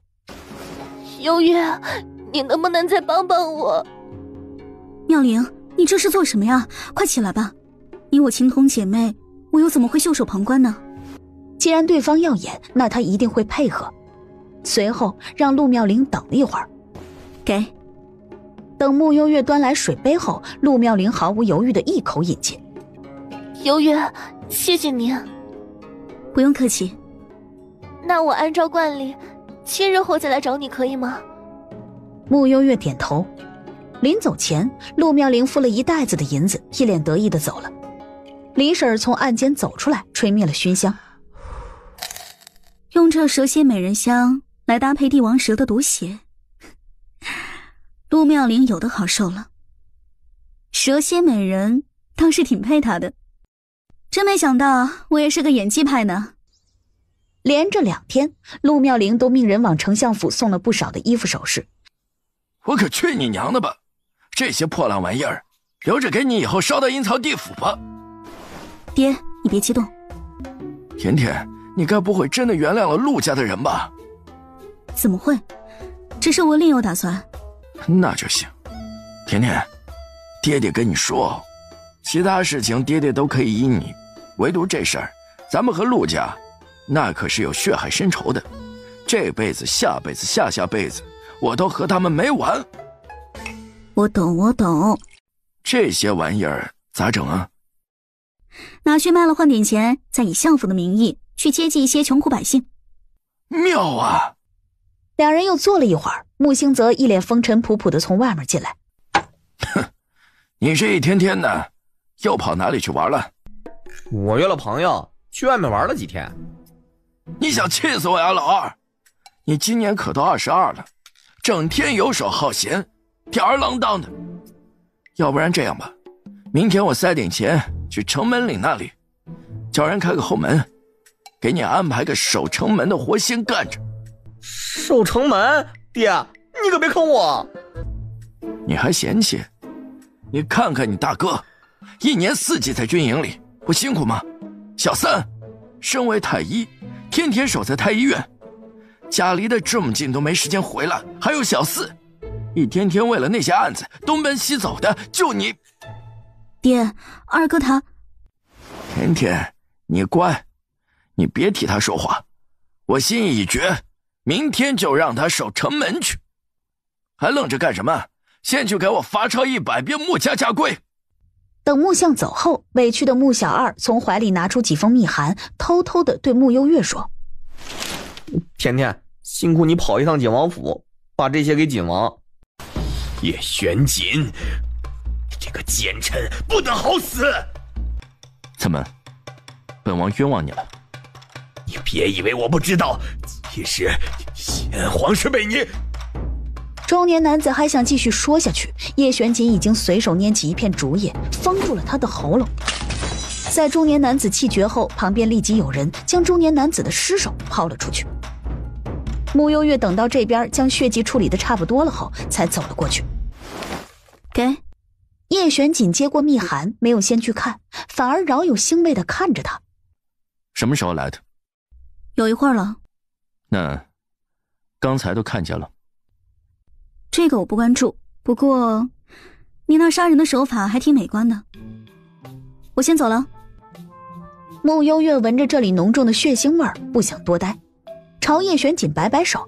经过云清身边时，暗处忽然出现一个身影，抬手要朝这里射暗器时，穆幽月已先一步揪下云清一根头发，朝那黑影飞去，黑衣人倒地不起。你这也挺美观的，就是废头发。没办法嘛，我悟性低，就只学会这一招。那我先走了。走了2步，兄弟，刚才谢谢你的头发。原地，叶玄锦嗤笑一声，嘀咕一句：小怪物。穆二少还真得来守城门了呀，这也太辛苦了吧。就是啊，丞相大人怎么忍心让玉树临风、风流倜傥的新泽哥来守城门呢？新泽哥哥流了好多汗哦，看得我好心疼。二少爷，撑了一上午，奴家来给你擦擦汗吧。不用，多谢这位姐姐。那喝点茶水吧。谢谢，不用。切，真是没劲。夫人最终扫兴离开。二哥，甜甜，你可算来了。给。慕幽月给他带来了食物和水，穆星泽顺手拿过，一口气喝了一壶水，又打开食盒，是浮满楼的汤包。还是甜甜对我最好。一会儿这个涂脸上，别把皮肤晒坏了。啊，对了，爹呢？他今天有没有提起过我啊？爹从早上进了宫，还没回来呢。这样，怪不得呢。等穆星泽吃饱喝足，便催着穆幽月先回家。这里太晒了，你细皮嫩肉的，晒黑了可不好看。那我先走了。穆幽月走了一段路后，进了一处暗巷，从储物袋里摸出玉灵网后，把那天在风罗山上的3只幽灵给放了出来。老妹儿，你找我？一刻钟后，3只幽灵飘到了穆星泽的身边。难道是我热的产生幻觉了？这位小哥长得贼俊，可惜没有凤凰精血。这个可是仙女的姑姑，你不要乱来哦。用你说，能给我加件衣服不？一个下午，穆星泽衣服裹得里3层外3层。又过一日，穆星泽按时站在城门口，穆星泽被冻得腿都软了，最后受不住，找人跑去相府，压箱底儿找了一件最厚的大棉袄。叶玄锦马车出城的时候，二少，你这是修炼寒功呢？没有啊，你不觉得今天挺冷的吗？按规检查。说完，掀开马车的帘子，压低声音，对里面的人说了一句：殿下，果真不出你所料，昨夜城门关闭之后，经郑远华的人秘密来到了京城，我也顺势放他们进入了城内。有微凉的风钻进马车内，叶玄锦微微抬眸，瞥一眼穆星泽的周身，随后似笑非笑。的确，挺凉快。你妹妹倒是对你挺好的。我咋觉得她也能看见我们呢？7日之期一到，幽月，这些是我昨天经过宝玉楼买的，你看看喜不喜欢？谢谢。穆幽月又与那日一样，给了陆妙龄一杯血。闪开，别挡路！那些是黎家的人。穆幽月依旧看着楼下，没说话。黎家身为教门世家，以你的2位表妹黎香、黎珊为首，每年都要在这京中办比武的擂台赛。今年也不知道怎的，就提前了那么多日子呢。等陆妙龄走了，姑娘，黎家欺人太甚了，是否要属下出面解决？别啊，这擂台赛听着就有意思，我还想看看热闹呢。不过说起这个，的确有件事情需要你帮忙跑一趟。穆幽月看向李婶，随后从储物袋里摸出一枚令牌。天色暗了下来，穆幽月和穆星泽几乎同时回府。今年这天气不对劲儿啊，怕不是要6月飞雪了吧？穆星泽冻得不行。男二这小子，难道是得了失心疯吧？老爷，白天我就听大街小巷有人说咱们二少抽风了，我还骂了他们几句呢。可现在这可怎么办？我其实就是想锻炼一下他，咋就把他逼成这样了呢？要是被素婉知道了，晚上一定要托梦骂我了。福伯，你赶紧的，去一趟城门岭那里，告诉他们，明天老二不守城门了。老爷你别急，咱们小姐不就是神医吗？有她在，二少爷不会有事的。对对对，你说的对。穆幽月进门时，手指稍稍一动，把那3只幽灵给收了回来。老二呀，你这2天表现不错，明天就不要去守城门了。真的，爹，我就知道你是全世界心地最善良的父亲。穆星泽伸手给了穆相一个大大的拥抱，正要让穆幽月先给穆星泽看病时，怎么突然又热成这个鬼样子？爹，我先去沐浴了啊。说完，朝自己的院里走去。爹爹，甜甜呐，你二哥这混小子，他竟然还学会演戏了。那个，据我所知，二哥应该不是装的，他……甜甜，你别替他说话，我已经彻底看穿他了。哼，这次先放过他，若是还有下一次的话，我就给他找一个倒泔水的活儿。穆幽月心里又一次替穆星泽默哀，惨还是二哥最惨呢？对了，我听说黎家的人把比武擂台搭到你医馆门口了。穆幽月点头，真是岂有此理！真当我穆朝辉是死了吗？甜甜，你放心，今晚我就找人把他们的擂台给拆了。别啊，咱们躲得过一时也躲不过一世。关于这件事情，我想我能应付。那你需要头发不？爹爹这里管够。暂时不用。那你需要头发的时候，和爹爹说一声，可千万别把自己的。女孩子秃了可不好看。好的。来的还挺早。穆幽月装模作样的朝他请了个安。景王早。你这架势，以后还是别和本王请安了，本王怕折寿。那也行吧。到了小皇帝的宫里，姐姐你来了。先躺好，我来给你检查一下。叔叔，你和姐姐一起来吗？叶玄锦一脸你在问什么废话的表情。体内大量的毒素已清，不过还剩一些残余，接下来就要换一些温和的药方了。又要吃药？这次的药我可以帮你加一些蜂蜜进去，喝起来啊会甜甜的。姐姐真好，我最喜欢姐姐了。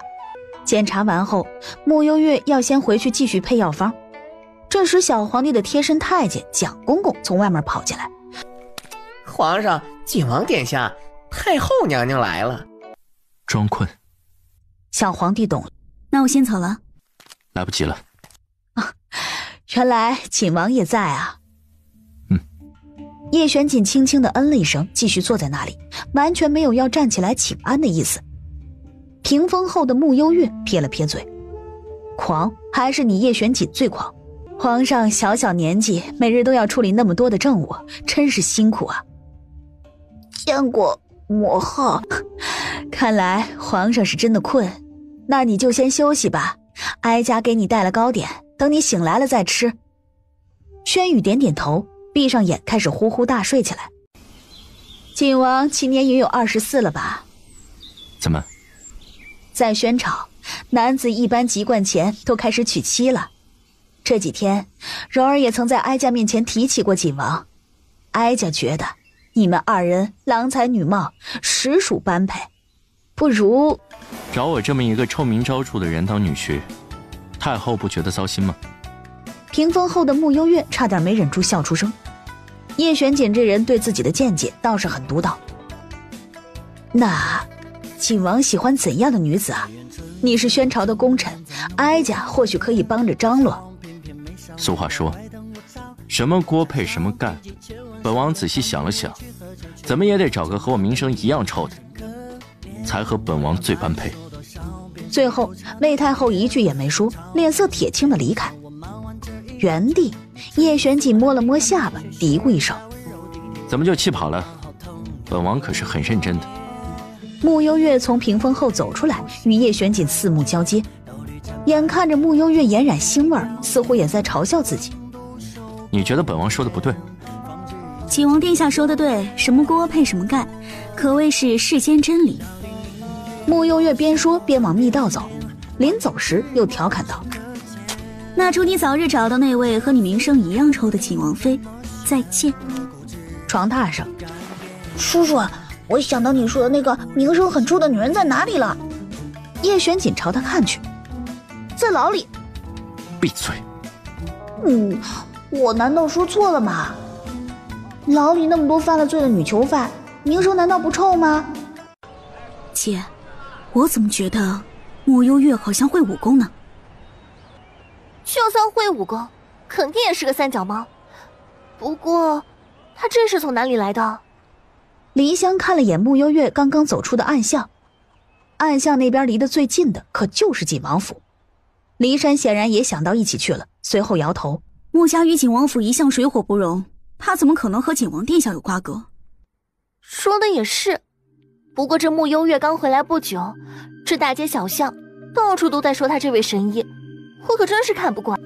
放心吧，我刚刚已经找了几个百姓去散布穆幽月这些年在外面练成了绝世武功的谣言。之前穆相给他搞了个神医的头衔，百姓们都深信不疑，这回一定也都信。后天就是擂台赛了，到时候咱们怂恿他上擂台，你信不信他一定不敢上台？那天全城的百姓估计都会来，穆幽月要是不敢上擂台，那可就成为全城笑柄了。而且就算他敢上台，也一定不是你的对手。珊珊，你这招可真聪明。那当然了，想让穆幽月出丑，这还不简单。说真的，我可真盼着后天快点到来。穆幽月倒是得了一天的清闲时间，不用守城门的穆兴泽神清气爽，一早就跑来找穆幽月一起去福满楼吃汤包。丞相府那位嫡女可不得了啊！我听说她还身怀绝世武功呢。这么大的事情，我还能没听说？这位穆小姐可真不简单。前段时间治好了陶盛康的带鱼脸，现在又传出她会武功，也不知道穆丞相这些年把她藏在外边，究竟是什么目的？这京中可真是越来越热闹了。天天，我怎么觉得这事情有点蹊跷呢？这是谁干的？当老子死了吗？原来是二表哥呀，怎么那么大的火气？这每年一次的擂台赛，当初可是得到先皇允准的。滚！谁是你表哥？少在这里攀亲戚。也是，回姑姑都死了10多年了，咱们两家的确是没什么关系了。这擂台赛马上就要开始了，我听闻幽月表姐武功盖世，今日不知能否赐教一番？对呀，穆小姐今天都来了，也露一手给我们瞧瞧吧。都给我闭嘴！二哥，淡定。想让我妹妹赐教，你还不够格，除非先打赢我。就你们两个在这说了半天，说到底是不敢来参加吧？幽月表姐，你那一身绝世武功，该不会是骗人的吧？如果是这样的话，那你那个神医的名号，莫非也是夸大其词？可能是吧。若不然的话，别家医馆天天开门接诊病人，怎么就他这个3天才开一次，一次就只接待3个病人呢？你们两个八婆闭嘴！真以为本少爷不做女人吗？好啊，我应战。那可提前说好了，咱们这擂台赛生死不论，就算你是我们的表姐，我们也不会手下留情的。生死不论，这个规则不错，就按这个来。你们两个死定了！你怎么来了？路过，凑个热闹。您老可不像是爱凑热闹的人。穆幽月，我要挑战你，你敢应战吗？穆幽月没动，好像没听见他的话似的。你是不敢上来了吗？起开，都给老子起开！这比武赛听起来真有意思，我能试试吗？梅花团，赤雪山，他们是赤雪山的人。怎么了？我能不能参加？你该不会是不敢吧？胡说！我堂堂将门世家千金，岂会不敢应战？倒是你，既然敢来挑战，我就提前和你说清楚规则。此次比武，生死不论。好。锣声一响，比赛开始。骊山使了一套出神入化的剑法，以极快的速度环绕在绯衣少女的四周，对着她出击。绯衣少女站在原地，掌心内依稀可见有银针流出，打在骊山的剑上，发出清脆的声响。你就只有这种程度吗？怎么好意思来举办比赛的呀？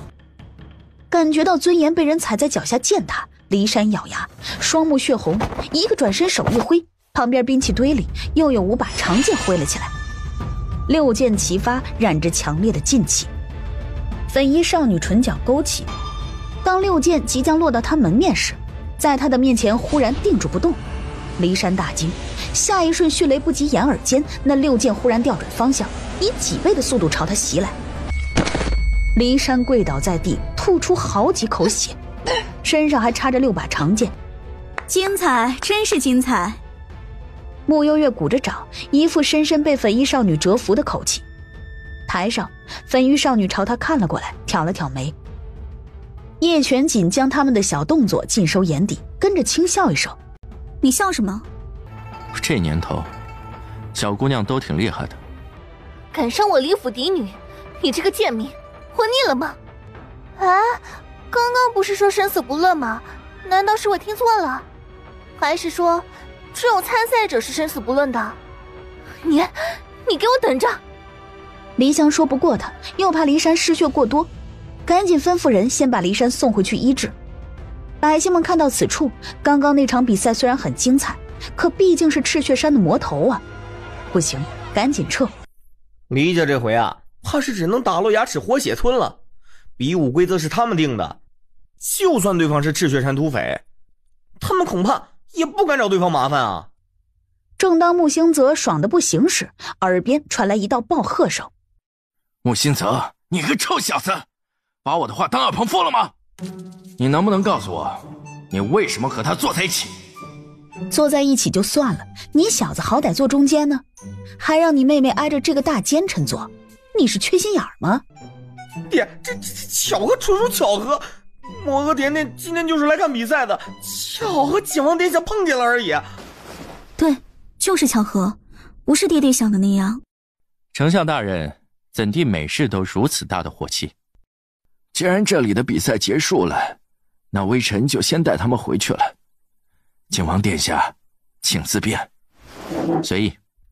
叶玄景话毕，站起来先一步离开。今天的比赛结果怎么样了？骊山那个250，本来想挑战甜甜的，结果赤血山的土匪突然下山了，最后被赤血山的人给揍了个半死，送回去救治了，还不知道能不能救得回来呢。连赤血山的那些魔头都冒出来了。这世道不太平啊。那什么，我先去医馆里面整理一下，你们先回去吧。需要我们等你们？不用，忙完我就回去了。悠悠，我刚刚的表现好不好嘛？陆言，一段时间不见，你都……那可不，你让李婶来通知我们的时候，我可是特意练了2天才下山的。谁知道我连看家本事都没拿出来，就把那个骊山给揍得半死不活。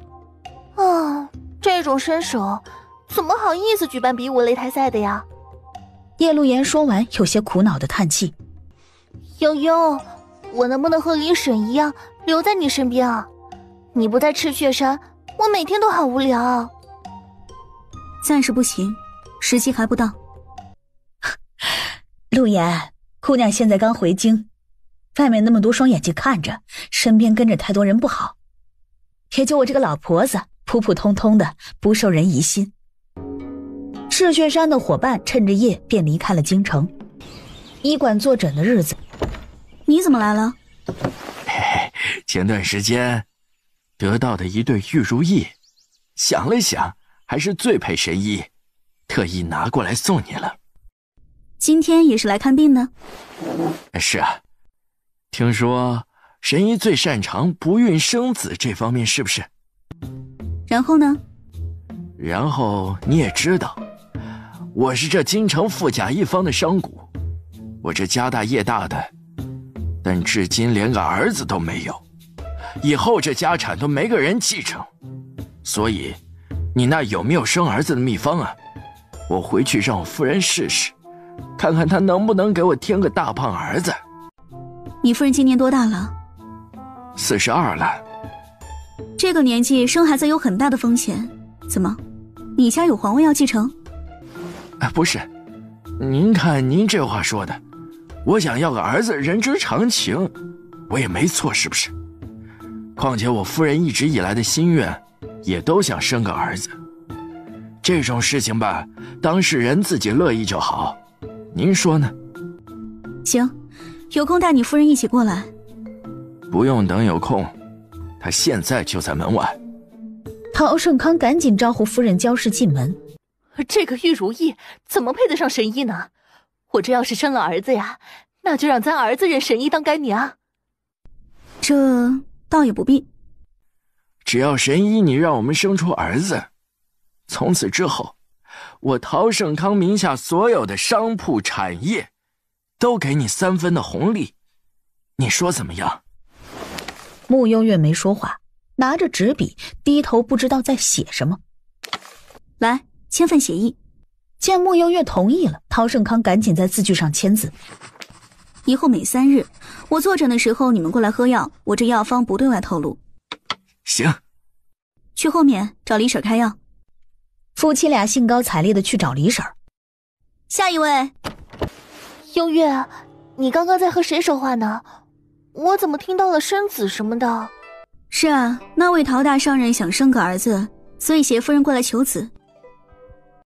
幽月啊，上回我去小莲村，其实你也知道的，我可能天生患有恶疾的缘故，影响了生育。其实我一直都希望能拥有一个孩子。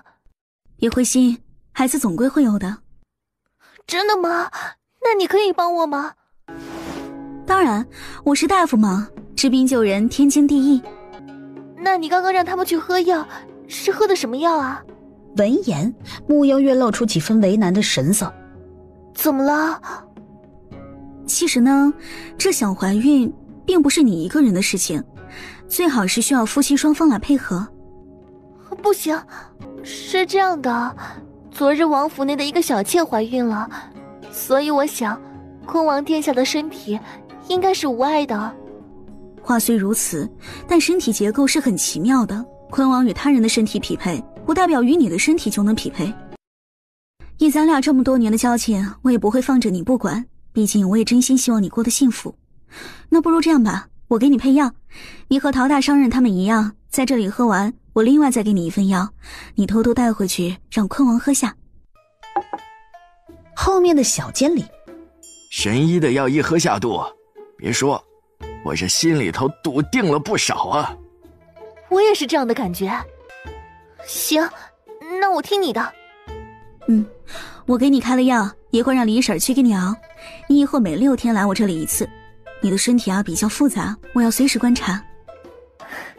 幽月，真是谢谢你了。不谢。主人，那3个丑东西是你新收的？他们都是土生土长的幽灵，收着好办事。原来如此啊，我还以为你的品味什么时候变差了呢。两人有一搭没一搭的聊着天，可把门外的人给吓坏了。甜甜这是怎么了呀？怎么一个人在里面自言自语，还时不时的在笑啊？甜甜不会人格分裂吧？胡说八道！看来我平时对甜甜的关心还不够，竟不知道她还有这样的毛病。这怎么办？俗话说医者不自医，咱们要不让小三回来瞧瞧？不行不行，甜甜万一受刺激了怎么办？这时，爹，二哥，那个呀，甜甜，你最近身体还好吧？有没有哪里不舒服？比如头晕呢、间接性的失忆啊？没有啊。那你没有就好，我们就是关心关心你，毕竟这天气太热了，稍有不慎就容易中暑头晕呢。我真的没事，不过你们要是有不舒服的，一定要来和我说。甜甜，再过半个月就是你母亲的忌日，我们到时候一起去陵园祭拜一下你的母亲。好，到时候我们一起去，我也想娘亲了。啊，对了，那大哥和小四什么时候回来啊？老大还在军营里忙活，军营离这里路途遥远，怕是赶不回来了。小四嘛，这回恐怕也……爹，二哥，我回来了。小四啊，是小四回来了。儿子见过父亲，弟弟见过二哥。哎呀，都回家了，还这么见外干什么？礼数还是要有的，不能逾矩。别装了，又没外人。你说什么呀？这是什么？这么沉？都是我这次外出收来的宝贝，都是别人送我的。你小子，我跟你说了多少回了，不许受贿，这万一被人拿到了把柄，要杀头的。什么呀？我这可是凭真本事得来的，爹不要就还给我。凭真本事就行。我这不是看你现在也入朝为官了吗？好心提醒你一句，小四，我给你介绍。穆相正兴奋的要介绍时，穆景玉抬起手，就这么直勾勾的盯着穆幽月看着。甜甜，四哥真的好想你啊！你这些年过得好不好？有没有受人欺负啊？四哥，我很好，没事。四哥知道你是在安慰我，不过不要紧，一切都过去了，往后四哥会好好弥补你，你永远是四哥最爱的妹妹。你看看人家小四。穆星泽一度怀疑人生，捡来的，他肯定是捡来的。正想着，穆景玉忽然走过来，把刚刚给他俩的包袱全部拿了回来。甜甜，这是四哥给你的见面礼。对了，小四，你之前回信不是说要下个月才能回来吗？怎么突然提前回来了呢？昨夜接到大理寺的文书，说是赤血山的土匪们在城外滥杀无辜百姓，派我回来处理此事。这帮土匪，我就知道他们在京城出现，准没好事。四哥，何以就断定是赤血山的土匪做的？是现场遗留了赤血山的梅花图案，有躲过一劫的百姓目击称，那些贼人的衣服上都有梅花图案。我怎么觉得这件事儿没那么简单呢？这据我所知，赤血山的那些土匪虽然被称为土匪，但从前大多都是一些江湖门派的人，且也只杀江湖之人，以前从未有过滥杀百姓的行为。而且赤血山杀人之前还挺讲道义的，都会提前通知对方，在对方的身边留下一朵血色的梅花，告诉对方我要来杀你了。这次突然残杀无辜百姓，我觉得不是赤血山的作风。都什么时候了，你怎么还替赤血山说话呢？四哥，那你现在又去办案了吗？此事事关重大，大理寺卿最近又称病假，我得先进宫禀报一声皇上，让皇上下旨批我这个少卿一些办案特权才是，否则这案子没法展开。那我和你一起进宫。甜甜，四哥先去忙点正事，回头咱俩再好好絮叨絮叨。四哥快去吧。殿下，何事？今早有不少住在城外的百姓来京兆尹告状，说是赤血山的土匪残杀他们的亲人。你是说赤血山？就是赤血山？不可能吧？叶玄启幽眸隐现几分深思。那小怪物平日里虽是凶厉些，但也不像是滥杀无辜之人。殿下的意思是，此事还有蹊跷？听闻赤血山的人前2日把离家嫡女骊山重伤，您说这件事情会不会与离家有关？两人正说着，蒋公公又来禀报：景王殿下，穆丞相和大理寺少卿来了。今日可真是热闹。叶玄锦抬抬手，示意让他们进来。见过景王。不必多礼。微臣有要事要和皇上禀报。皇上人呢？皇上今日身体欠佳，穆相有事，便同本王说吧。这怎么行？叶玄锦，你虽是帝师，又有监国之权，但毕竟不是皇帝，有些事你做不了主。本王说能做主，便能。爹，你先靠边，我这里要处理正事呢，耽误不得。裴大人来此，想必也是因为赤血山土匪杀人一事吧？怎么，这事儿也惊动大理寺了吗？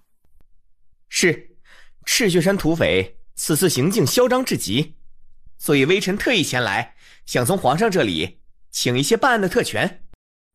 如此，那此事便由你们2部共同协力办案。说完，又随手给了穆景玉一块令牌。多谢景王殿下。确定好后，裴彦之和穆景玉便着急回去处理此案。走到门口，忽听背后传来叶玄锦略带期许的声音：可一定要还赤血山的清白。御书房恢复安静后，殿下，我们这是要去哪儿啊？今日有些无聊了，本王去凑个热闹。与此同时，杀了赤血山，我要杀了他们，给我爹报仇！他们连个孩子都不放过，毫无人性，他们一定会遭报应的。娘子，我的娘子！穆幽月躲在一棵树上看了一会儿，眯起眼睛，眸底有红光闪过，转身要离开的时候，背后撞上了一堵肉墙。这么着急，去哪儿？没撞疼你吧？你说呢？叶玄锦低头看了眼自己的胸口处，小怪物胆子果然大，还敢摸他。这里刚发生命案，你跑来做什么？凑热闹呗。巧了，本王也是来凑热闹的，那不如一起。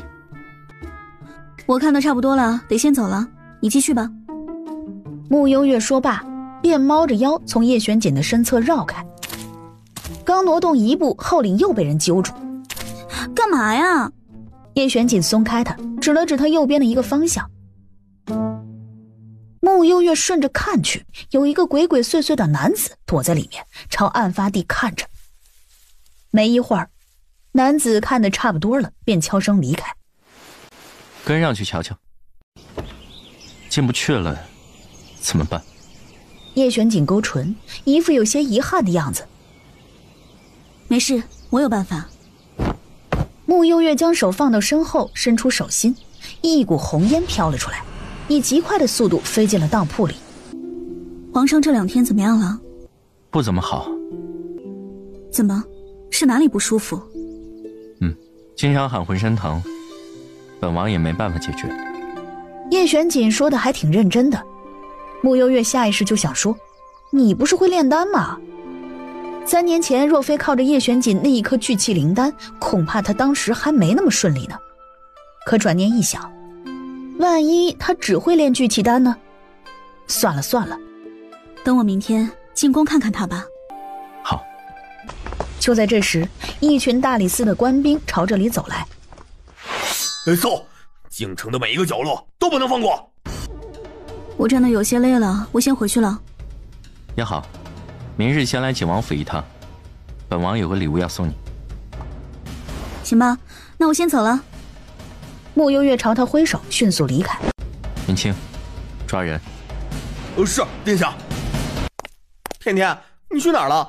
啊，你脸色怎么那么差？是哪里不舒服吗？我没事，休息一晚就好了。真的吗？要不我进宫去找三弟回来给你瞧瞧？真没事，我保证休息一晚就好了。那行，你早点去休息啊。不要告诉爹哦。知道了，放心吧。谢谢二哥，你也辛苦了，早点休息。裴大人，你过来看看。怎么了？你看看，这是早晨探子们拿回来的，是3个月前赤血山在玉林城作恶时提前送到那户人家的梅花。这是大理寺的藏书阁内记载的赤血山梅花图样，而这边是城外遗留的梅花，以及一位目睹全经过的百姓画下来的梅花。你看看有什么不同？这梅花的颜色虽是差的细微，可仔细一看，深浅不一样。还有这花瓣的形状，赤血山的花瓣带点弧形，城郊外遗留的没有。穆景玉点头，不错，虽然差的不明显，但的确是不一样的。如此说来，是真的有人冒充了赤血山？如果没猜错，应当是如此。我怀疑此事和黎家有关。裴彦之摸着下巴继续分析，这黎家做事一向缜密，想要描绘一个赤血山的梅花，应该不会出这样的纰漏才是。此次若真是他们，说明这背后之人十分心急。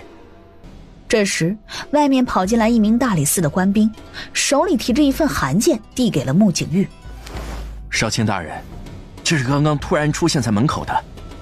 穆景玉接过函件，上面写了简单的几句话：冒充赤血山的杀手，胸膛处有黑色的图案。封印阁的人，这个风影阁不是一向给钱就出手吗？如此说来，这案件越发的通顺了。正准备去锦王府，只见云清跨步进了里间来。你怎么来了？跑腿，给你们送个人来。人呢？替你们送到审讯堂里面去了。你倒是挺贴心的。那是自然，我们殿下还说了，往死里审。这青天白日的，你们有没有王法的？把我一个平民百姓绑到这里来做什么？找你来，自然是有事要问问你。你若老实回答呢，说不定关个10天半个月的就放出去了。你要是不老实……穆景玉又朝侍卫使了个眼色，但侍卫从旁边的炭盆里拿出一块烫得猩红的烙铁，男子直接吓晕过去。霍言，烫他的嘴。正当烙铁离男子的嘴还有几公分时，男子忽然睁开眼睛。你们到底要我说什么？我真的是冤枉！你们大理寺平时就是这么办案的吗？昨天午后，你去城外做什么？啊？什么？我什么时候去过城外了？不承认是吧？裴彦之挑眉。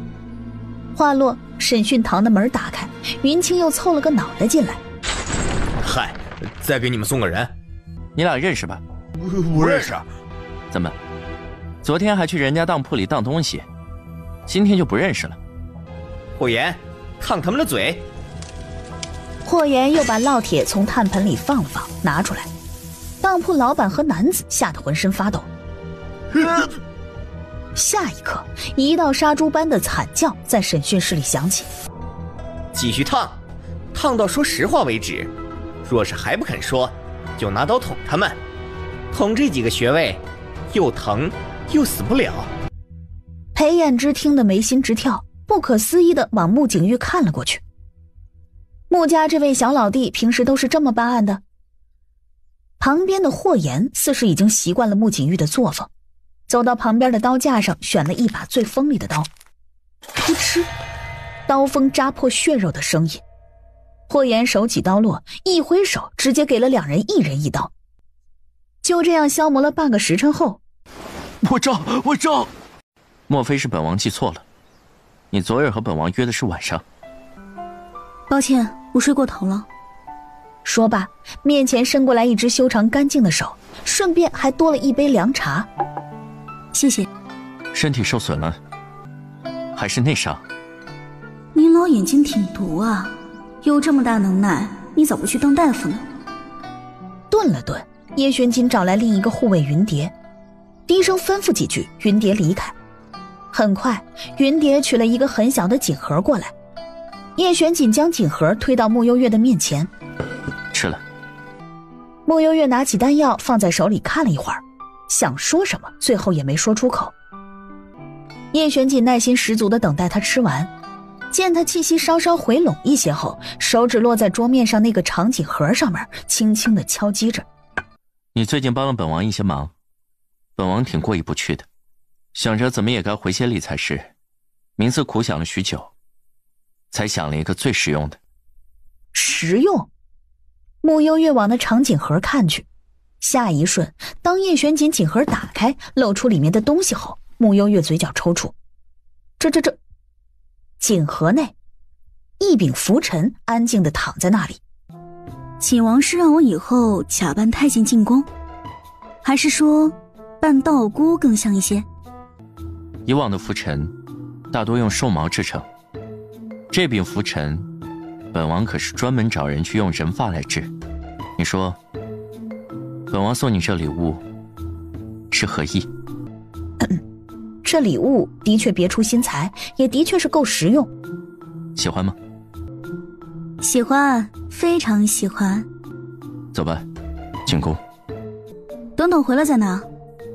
随你。叔叔，姐姐。皇上。姐姐好久都没来看朕了呢。对不起嘛，我先给你检查一下身体。轩宇乖乖的点头，很是配合的伸出了手。穆幽月给他诊脉，随后眉心皱起。皇上，你这次没有乖乖吃药？轩宇，说实话，不许说谎。我不喜欢喝药，所以我每次都偷偷的倒掉一些。是奴才失职，请晋王殿下降罪。叔叔，我错了，是我偷偷把药倒掉的，和蒋公公没关系，你不要怪他。护主不利，该罚，自己去找慎刑司领罚。是，奴才这就去领罚。说罢，赶紧弯腰退了下去。轩宇眼眶红了起来，没想到因为自己偷偷倒药，后果竟然这么严重。叶玄锦睥睨着轩宇，同情他吗？轩宇没说话。每个人生来都有自己的职责，他没有尽职，自然该罚。皇上，身体不舒服，药还是要乖乖喝的。再辛苦这段时间，等身体康复了，以后就不用每天喝药了。姐姐，这真的可以每天都不喝药吗？当然啦，姐姐是神医嘛，一定可以把你治好的。你相信姐姐，好不好？姐姐，抱一下。轩宇朝穆幽月伸手，穆幽月将这小奶包抱到了自己腿上。一旁，叶玄锦嗤笑一声：“臭小子，还挺得寸进尺。”姐姐，朕喜欢你，你以后可以每天来陪朕吃药吗？好啊，看来以后我每天都要往你府里跑一趟了。本王倒是无所谓，你能搞定你爹就行。我先回去了，用完膳再走。从密道回到锦王府，用膳时两人饮食都喜好清淡，吃饭时也没说什么话，但莫名的就感觉氛围甚是融洽。吃的差不多了，云清从府外回来。殿下，穆小姐。叶玄锦扫了他一眼，云清会意，开口：“大理寺少卿和裴大人已经将案件梳理的差不多了，今夜子时就准备上门去抓人了。”是去离家？穆小姐果然聪明绝顶。那我可得去凑个热闹了。穆幽月说罢，站了起来，朝叶玄锦告别。叶玄锦请他随意。临走前，云蝶又将那个装着拂尘的锦盒递给穆幽月。多谢。在穆幽月从自己视线里消失后，叶玄锦嘀咕一句：“小小年纪，还真爱凑热闹。”云清一副看破不说破的样子：“殿下，我赌一条火腿，您今晚只怕也是要去凑这个热闹了。属下已经看穿你了。”甜甜，你可算回来了，要不然二哥今天就要折在这儿了。爹爹，你这是？你二哥考我兵法呢，我在教他走地形，还愣着干什么？赶紧去你房间把那夜会给挡了。是，我这就去。说完，以光速消失。甜甜，你怎么出门了这么久？那个病人情况很复杂吗？是啊，很复杂，可能以后每天都需要外出一下。这么晚了，吃饭没有？已经吃过了。爹爹呢？又有点饿了。那我陪你一起吃一些。好啊，好啊。老爷，救命！大胆穆景玉，你可知擅闯李府是何罪名？曹夫人与一起杀人案有关，大理寺一律办事，还请黎大人不要妨碍办公，否则一并收押。景玉啊，你这深更半夜来抓人，看来是不把我这李府放在眼里啊。李老将军此举堪称掩耳盗铃，是大晚上睡糊涂了？话毕，一枚刻着锦字的令牌在手中出现。曹夫人，本官请你往大理寺走一趟，若再不配合，按照宣朝律法，本官可将你当场诛杀。老爷公爹，救我呀！叨扰李老将军了，这深更半夜的，你们继续歇息吧。景玉，我们好歹是你的亲人，你何必把事情做得如此难看？李启安面上有些挂不住，穆景玉冷笑一声，并未回答，转身就走。后面一处僻静的角落，穆幽月抱着双臂靠在墙角。四哥也是个腹黑精呢。穆幽月自言自语地笑着说，耳边冷不丁传来一道清幽的声音：“腹黑精是什么意思？”我去，你是鬼吗？不就是不小心吓到你了，怎么还骂人了？大理寺的人走远后，穆幽月也要回去了。我回去睡觉了，再见。本王送你回去。不用，我认得路。正要走，就见雪域灰狼忽然摇着尾巴，悠哉悠哉地拐进了这个僻静的角落里。要不你还是送我一下吧。最后，叶玄景好心地送穆幽月到了穆府的门口。同样在看角落里看热闹的穆星泽，见到这一幕时，立即揉了揉眼睛，有些不可思议。甜甜什么时候出的门？这大晚上怎么又和锦芒在一起？要死了，他俩不会看对眼了吧？那可不行，被爹爹知道了，只怕是要找绳子上吊了。殿下，怎么？我有些情报和你说。穆星泽莫名就怂了，改了口。困了，明天再说吧。殿下，辛苦你送甜甜回来了。作为你的属下，非常感谢你对我妹妹的照拂。和你没关系。完了，你该不会真的被我们家甜甜的美色给迷倒了吧？那殿下是对我们甜甜有意思啊？你多心了。这小怪物不过是替他打发了一些无趣的时光而已，还扯不上那些乱七八糟的层面上。真的？放心，本王还想让你爹多活几年。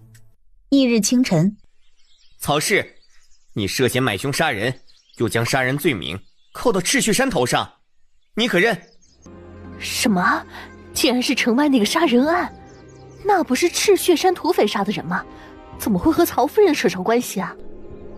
不知道啊，曹夫人一个神贵妇人，怎么可能做出如此凶残之举？这是误会吧？也不一定啊，毕竟那天赤血山上的人重伤了李二小姐，保不准黎家怀恨在心。不对，李老将军曾经为了宣朝出生入死，黎家门风严谨正经，不可能滥杀无辜。百姓们各执一词，开始争辩起来。大堂内，穆景玉，我好歹是你的舅母，你没有证据胡乱抓走我不说，竟还给我扣一个这样的罪名。穆景玉，你良心过得去吗？我们大理寺办案一向讲究证据，本官提前先知会你一声，你若坦白从宽，那么或许可以从轻发落，但你若抵死不认，那么最后证据确凿，你也将受到最严厉的惩处。曹氏，你可想好了？我不认，我要见我们家老爷，我要见我公爹。曹氏，你可认得他们两人？不认识。哦，不认识。边说边从手边拿出一封文书念了起来。王太恒，明星当铺的老板，此店表面上是一间经营中的当铺，私底下却干的是收钱杀人的勾当，从中牟利。李二百，京中有名的落魄户，时常去明星当铺典当物件，实则是借机找王太恒下杀人订单。那和我有什么关系？本夫人又不认识他们。你说了那么多，只能说明我家父心善，但恶事都是他们自己做的，不代表就和本夫人有关系。你要是这么扯的话，本夫人还是你的舅母呢，那这两人不也算是你的远亲吗？在本官把话说完之前，你闭嘴行吗？来人呢，把盛兴钱庄的盛老板带进来。穆景玉又喊了人，不一会儿，一个浑身富贵的男子走了进来。小的盛兴拜见少卿大人。约莫4天前，王太恒突然来我钱庄，存了一笔银钱，一共2000两。大人，这便是当日那2000两银票。盛兴又将那20张数值100的银票递了上去。大舅母，这不是你们李府的银票吗？我不知道，我什么都不知道。银票可以伪造，文书可以伪造。穆景玉，我没做过的事情，你不能赖我头上。大人，我招。这2000两银票是曹金珠通过李二百给我的，他恨不过赤血山的人将骊山打成重伤，所以要报复赤血山。李二百将银票拿给我后，我就利用自己的人脉请了封印阁的杀手。封印阁的杀手按照曹金珠给的要求，伪装成赤雪山的人，在城外杀害百姓，这一切都是曹金珠主使。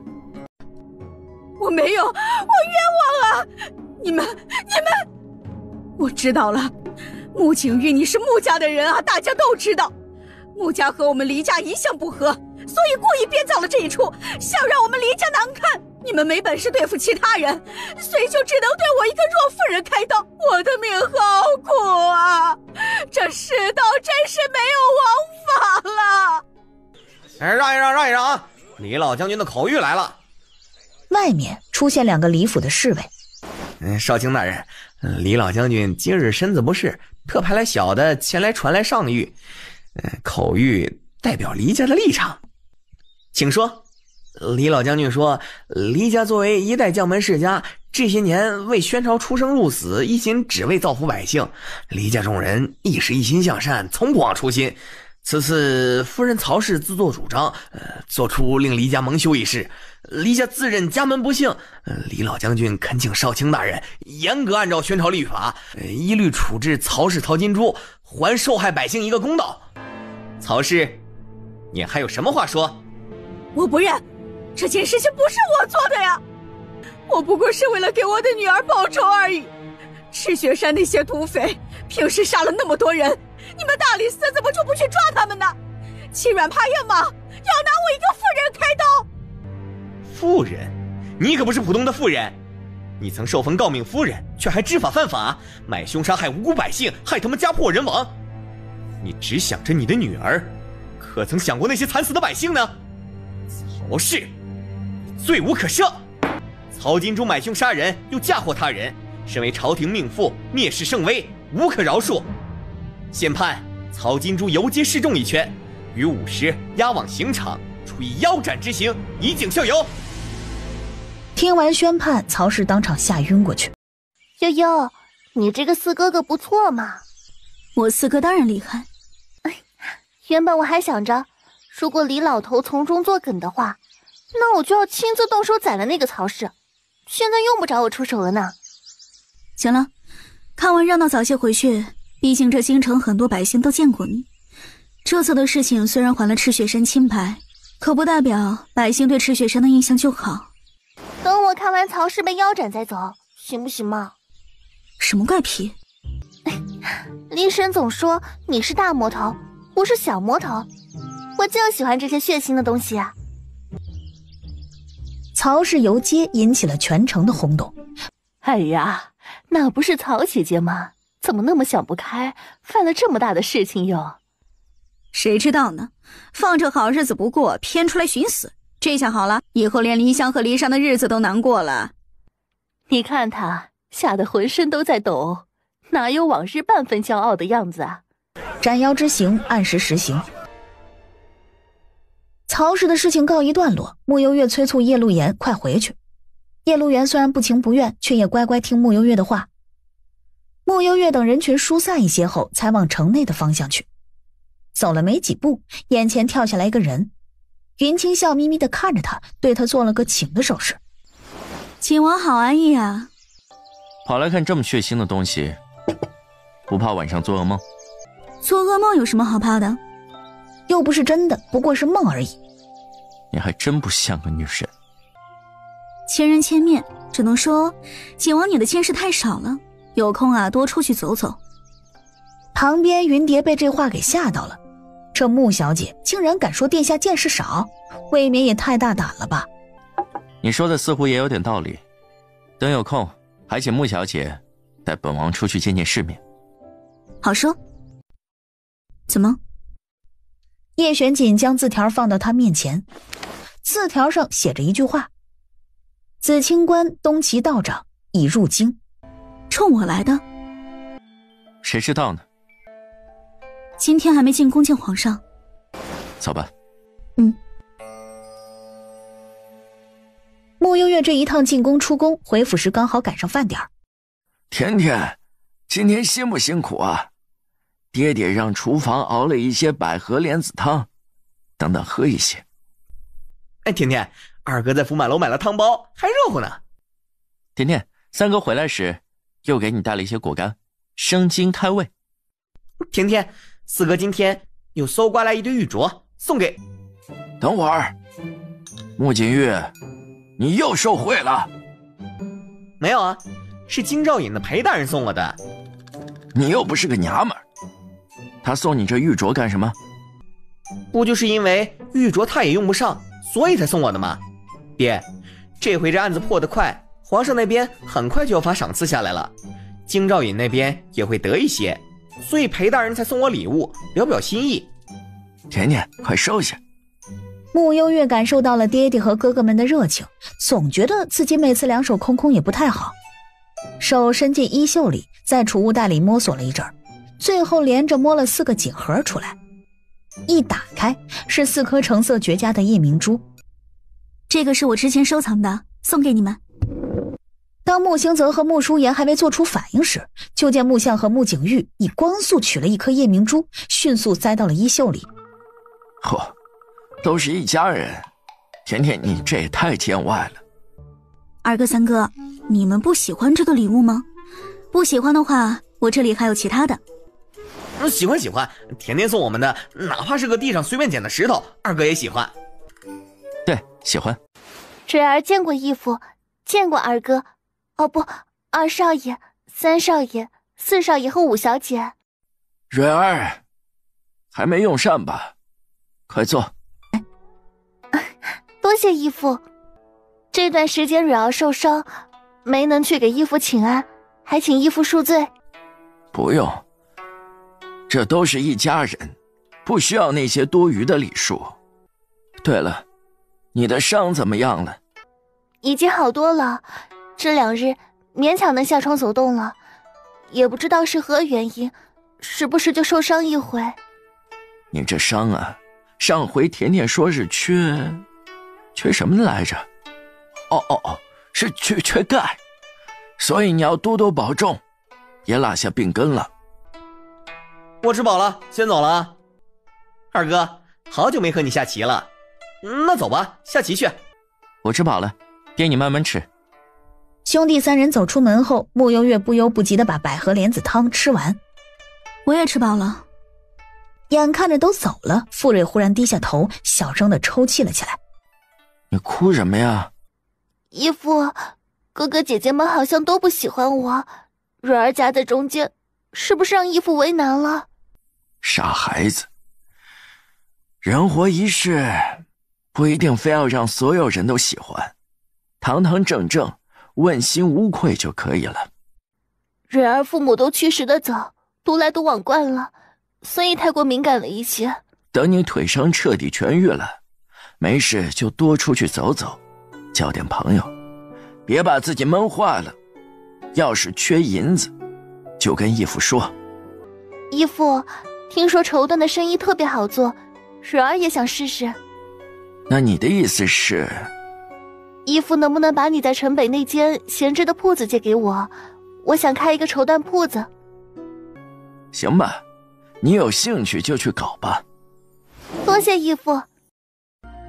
幽月，今天还是给我开药吗？上回的补汤，坤王喝了？坤王殿下都喝完了。感觉怎么样？我这个药大概要吃多久啊？就到年底吧。也好。穆幽月给他开了药，让他去找李婶儿。这是什么香？驻颜香。驻颜。等穆幽月又连看了2位病人后，喝完药的陆妙龄又重新来到了诊间。幽月，我喝完药了。下一次是6日后。我知道了。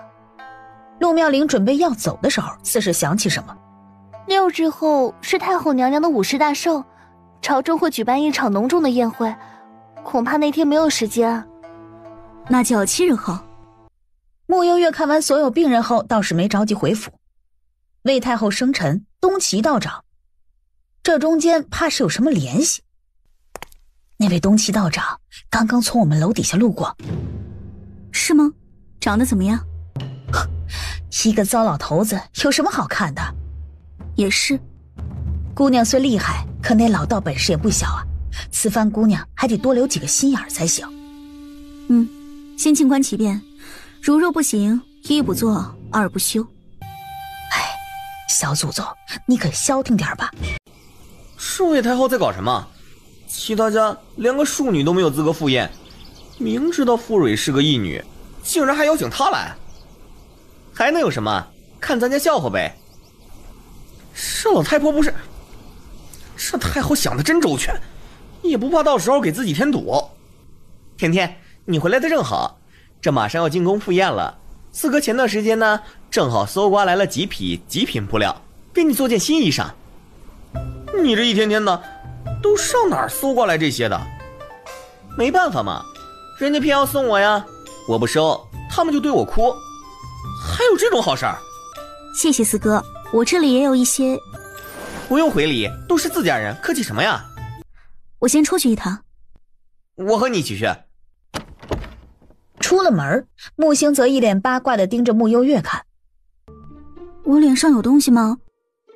睡倒是没有，就是好奇，你和景王现在怎么走得那么近呢？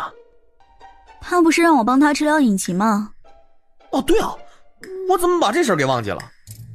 俩人从后墙偷溜进景王府。你怎么也来了？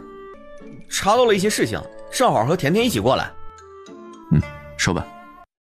据我幻香楼的属下来报，那位东岐道长在离开紫清观之后，先去了一趟雪阳城，在那里逗留了1日半的时间，才离开前往了京城。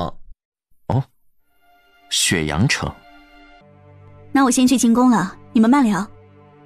说完，不等叶玄锦作何反应，自己往密道的方向跑。继续。这老道来了京城后，最先去了一趟陆家，想必是陆永慧招来的。我觉得此事8成是冲着我们家甜甜来的。你妹妹都不慌，你慌什么？我这做哥哥的不是怕她受欺负吗？她不欺负别人就不错了。姐姐来了。皇上，姐姐怎么才来啊？真的腿都蹲麻了。不好意思啊，有些事情耽误了。这是什么啊？竹编蚂蚱，今天路过街市看到的。哇，这是送给朕的吗？不喜欢吗？那我下次换一个。姐姐每天那么忙，还要你每天进宫，朕是不是太任性了？叔叔说朕最近很不乖，可是……皇上虽然是天子，可毕竟还是个孩子，别的孩子有的，你也会有。等你身体好了，姐姐陪你去放风筝，好不好？小皇帝果然高兴的不行。这时，外面有人通报太后来了，见着魏太后又来了，穆幽月让小皇帝赶紧去躺好，自己则又站在了屏风后面。皇上呢？皇上刚批完奏折不久，有些累了，便先睡下了。是吗？去把他叫醒，哀家有话和他说。蒋公公有些犹豫。怎么？哀家说话不管用了吗？皇上醒醒，太后娘娘来了。轩宇被叫醒后，一脸困意地看了过来。母后来了吗？前段时间，叶玄锦当朝弹劾了郑将军，可郑将军到底是为宣朝立过大功，不知皇上能否看在哀家即将过寿宴的面子上，下旨放郑将军一马？我叔叔说郑将军背后结党营私，有谋逆之心。荒谬！郑将军为宣朝立下汗马功劳，功绩丝毫不输黎瑞贤。他叶玄锦一个大奸臣，又给宣朝立过什么功劳吗？你是皇帝，连这些小事都做不了主，你莫不如就让贤吧。魏太后说罢，一道诡异幽冷的声音在隔壁小书房的门口传出。怎么？太后娘娘是想效仿花胜国，自己称帝吗？魏太后一怔，下意识地往后面看去，只见叶玄锦颀长挺立的身影正站在那里。半晌，叶玄锦轻笑一声，走到桌边，手里慢条斯理地把玩着一支毛笔。早就听说郑将军与太后娘娘关系匪浅，今日一见，还真不假。你胡说八道什么呢？哀家作为一国的太后，同样有让皇上明辨是非的权利。叶玄锦盯着魏太后，垂眼睥睨她。魏太后哼了一声，没说话。屏风后的穆幽月，我是不是又吃到了什么惊天大瓜？是我想的那个意思吗？在线等，挺急的。而下一瞬，一道惨叫声忽然响起。啊！旁边的严嬷嬷喉间忽地多了一支毛笔，当场倒地气绝。叶玄锦，你大胆！不好意思，手滑了。叶玄锦看了眼空空如也的手，朝太后不好意思地笑笑，可那傲慢的神色却是一点儿也不收敛。叔叔，怕。来人，将这老婆子的尸首拖出去，悬挂于御花园的清凉台示众。你，魏太后急火攻心，身体往后一仰，晕了过去。拉出去。谢谢叔叔，我就知道叔叔最疼爱我了。自作多情。景王好厉害呀，在下佩服。阴阳怪气。穆幽月倒是没再说话。今日这一出，魏太后比她想象的要难搞，叶玄锦也比她想象的更加狂妄不可一世。天色暗了下来，轩宇见他俩又要走，默默地下了床，抓着叶玄锦的衣袖不肯放。干什么？叶玄锦低头看他，目光落在了他手里的竹鞭蚂蚱上面。叔叔，我害怕，我今晚能不能和你一起睡啊？不能。可是我一害怕我就会做噩梦的，我一做噩梦我就会哭，我一哭……闭嘴！叶玄锦被他吵得头疼，最后看到他那副可怜样，毫不客气从他手里拿过竹鞭蚂蚱。借我玩2天。啊？就2天？那今晚我能和你一起睡吗？你睡地上。叔叔最好啦！轩宇像个树袋熊似的努力爬到了叶玄锦的身上，对着他脸颊亲了一口。再有下次，小心我揍你。嘿嘿嘿。见过皇上。姐姐的哥哥你好啊。二哥，我们回去吧。临走时又对轩宇说：你晚上不会真的睡地上吧？不会的啦，叔叔就是看起来凶一些，从没让我睡过地上哦。那就好。咦，小狼去哪了？好久没有看到他啦。小狼，你在哪儿呢？二哥，我们走吧。好的。两人一起翻墙离开了锦王府。原地，叶玄锦把玩着这只竹蚂蚱，暗自心里嘀咕：小没良心的，不知道多买一个吗？真是气死我了！叶玄锦这个奸臣，越发的目中无人了。昨天竟然杀了太后娘娘身边的严嬷嬷，那可是太后身边的人，他就那样杀了，你说他是不是太狂妄了？咱们宣朝再这样下去，迟早要改姓叶。先帝在世时，叶玄锦就如此了，没什么稀奇的。太后娘娘马上就要办50大寿了，叶玄锦这个节骨眼杀了严嬷嬷，摆明了是故意要和太后作对。甜甜，你的毒药研究好了没有？若是没有的话，我今晚出去买点砒霜，我一不做二不休。爹爹，我觉得凡事不能只看表面。在目前看来，自小皇帝登基后，在叶玄锦的辅佐下，宣朝蒸蒸日上，百姓安居乐业，叶玄锦似乎没有做出任何出格的事情。是啊，我觉得甜甜说的不无道理。那万一他是借皇上的手，给自己铺上一条平稳的路后，再谋反呢？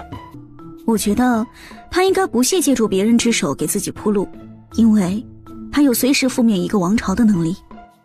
这是啥？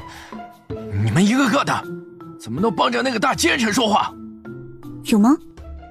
穆幽月一怔，他帮叶玄锦说话了吗？他不是在分析当下局势吗？我知道你们都关心我，怕我和叶玄锦硬碰硬没落到好处，但身为朝廷命官，爹爹身上的担子也很重啊。爹，这事要我说，你先别急，过几日不就是太后寿宴了？到时候看看魏家、陆家和李家他们那几大家的反应再说。就是啊，咱们光在这里操心也没用，先静观其变嘛。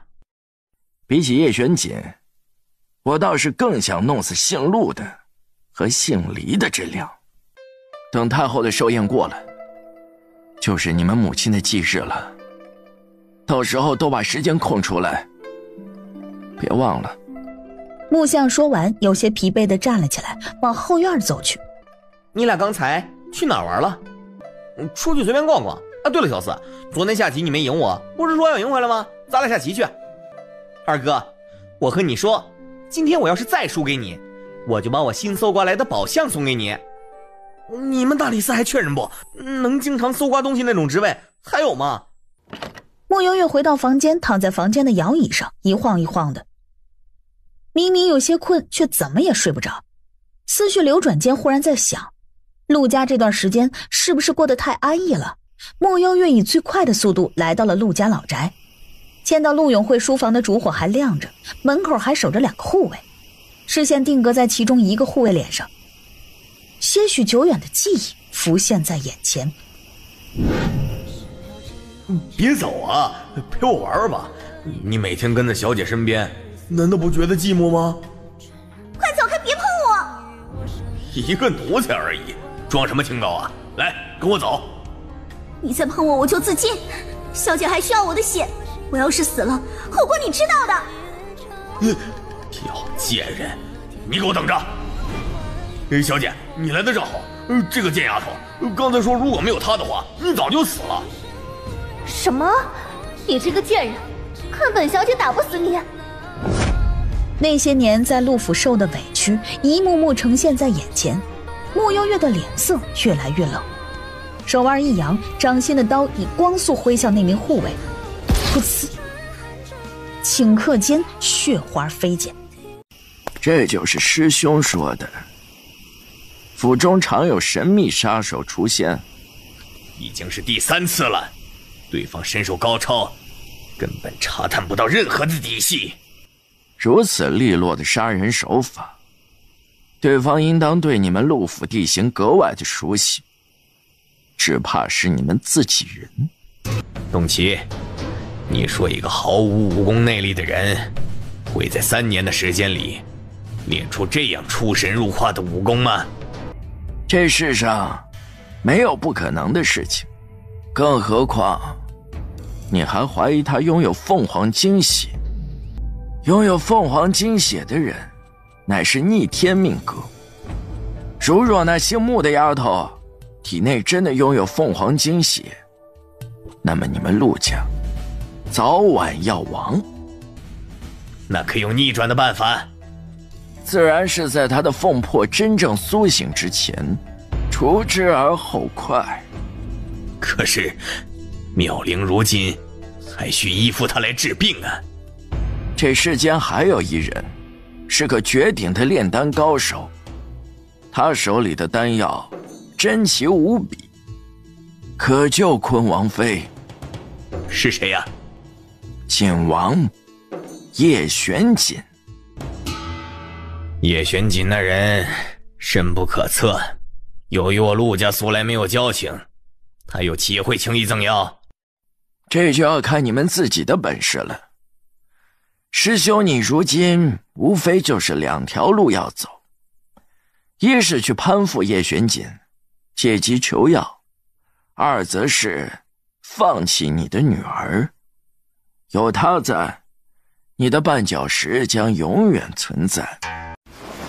师兄啊，当年你与我合作时，豁出去了一切，才从一个不起眼的弟子换得今日的繁华，怎得如今为了官，反而畏手畏脚的，为官20载，还是区区尚书。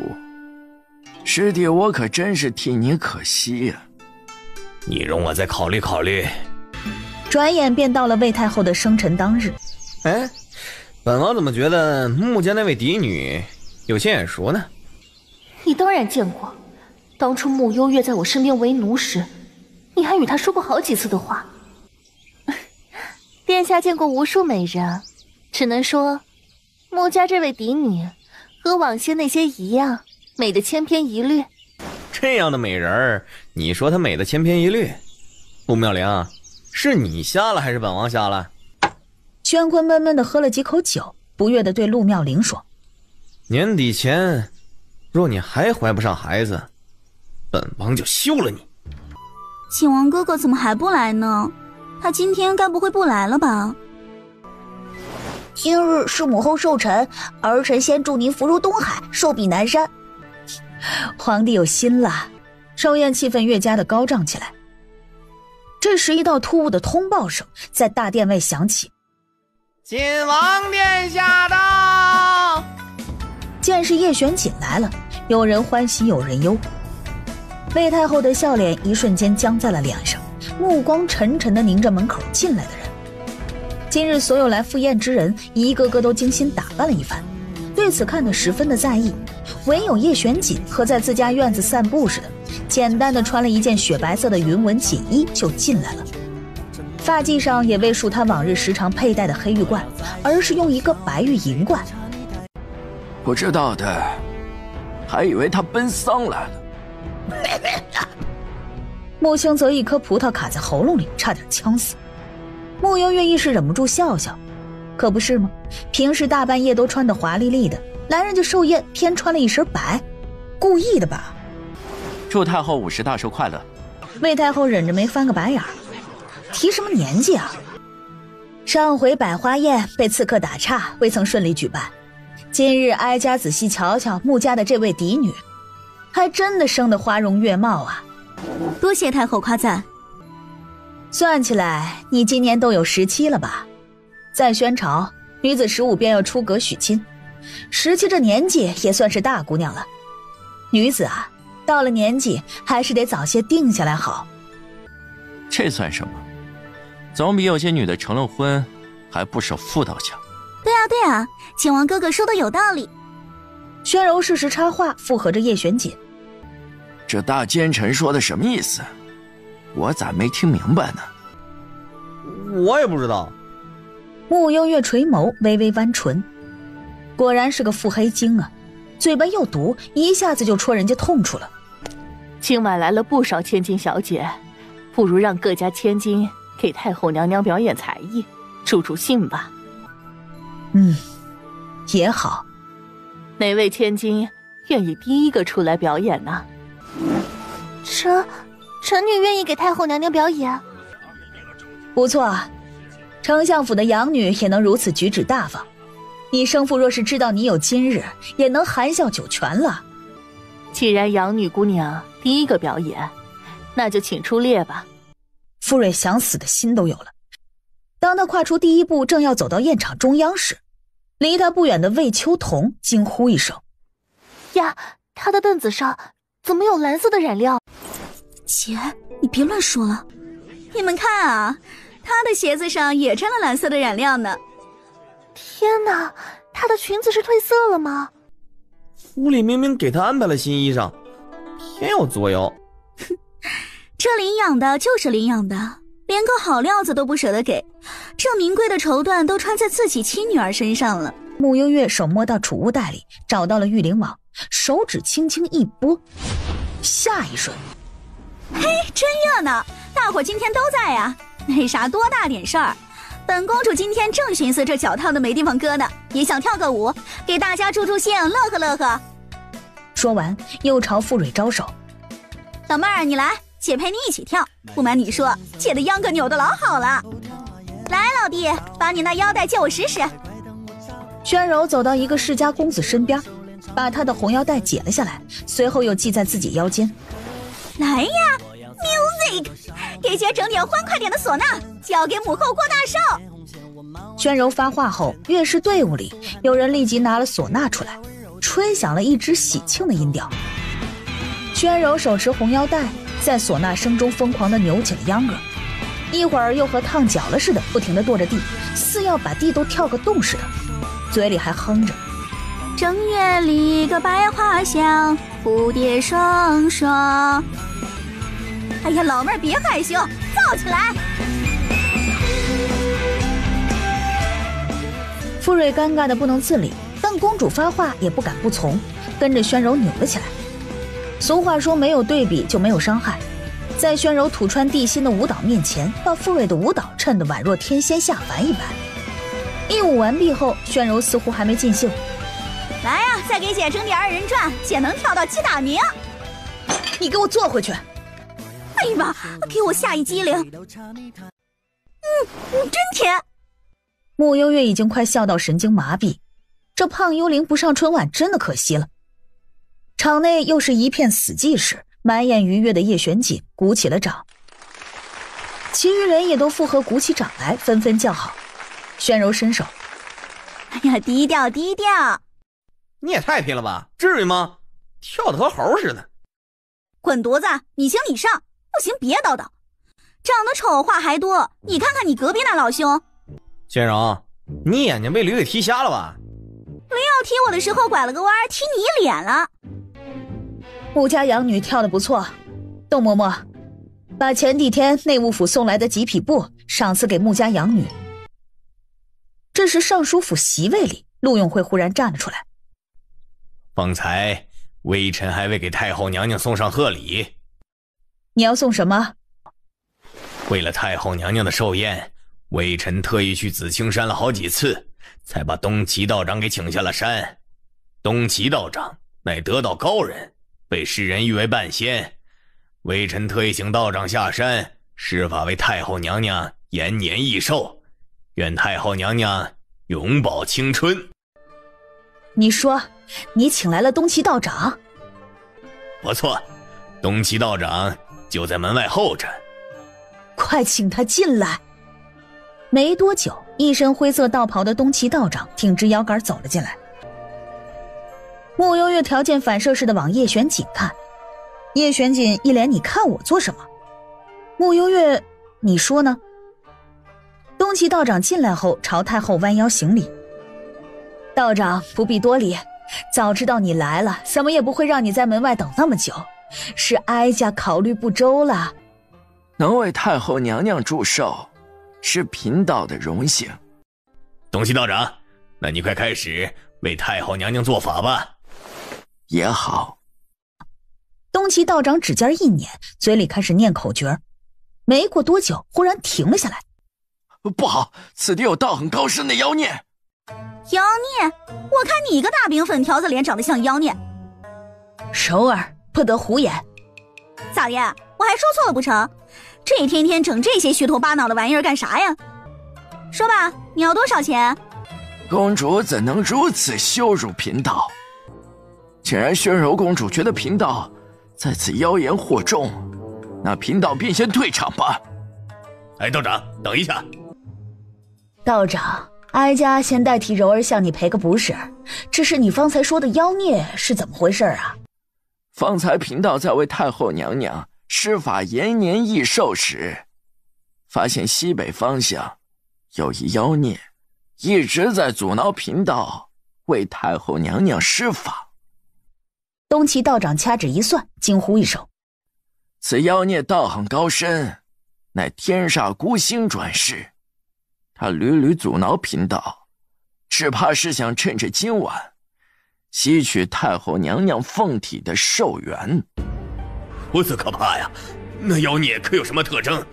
道长本领高超，可一定要将这妖孽给除去啊！此妖孽大约是1个月前来到京城，在此之前，在血阳城方位停留多年，养精蓄锐，滋长妖法。此妖属阴，据贫道推断，恐怕是个女。话正说着，一道略显慌张的声音在主位响起：好可怕呀！妖怪是不是会吃人的呀？朕长得这么可爱，身上肉肉又多，会不会第一个吃了朕啊？本王也被吓到了。叶玄锦一只手捂着心口，似也被吓到了。摆祭台。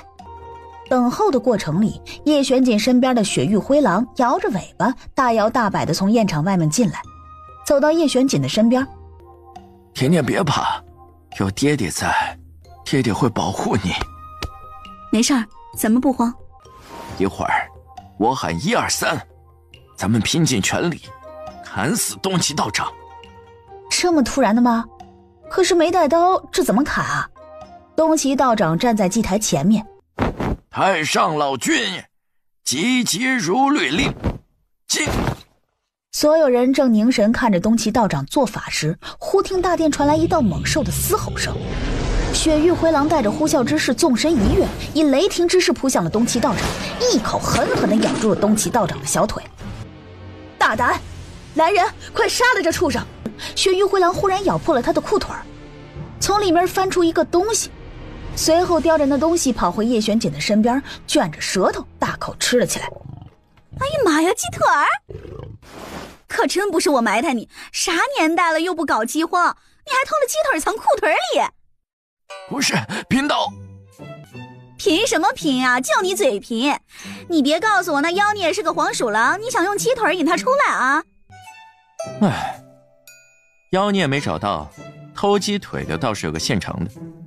穆幽月没忍住笑出了声，旁边木相看他一眼。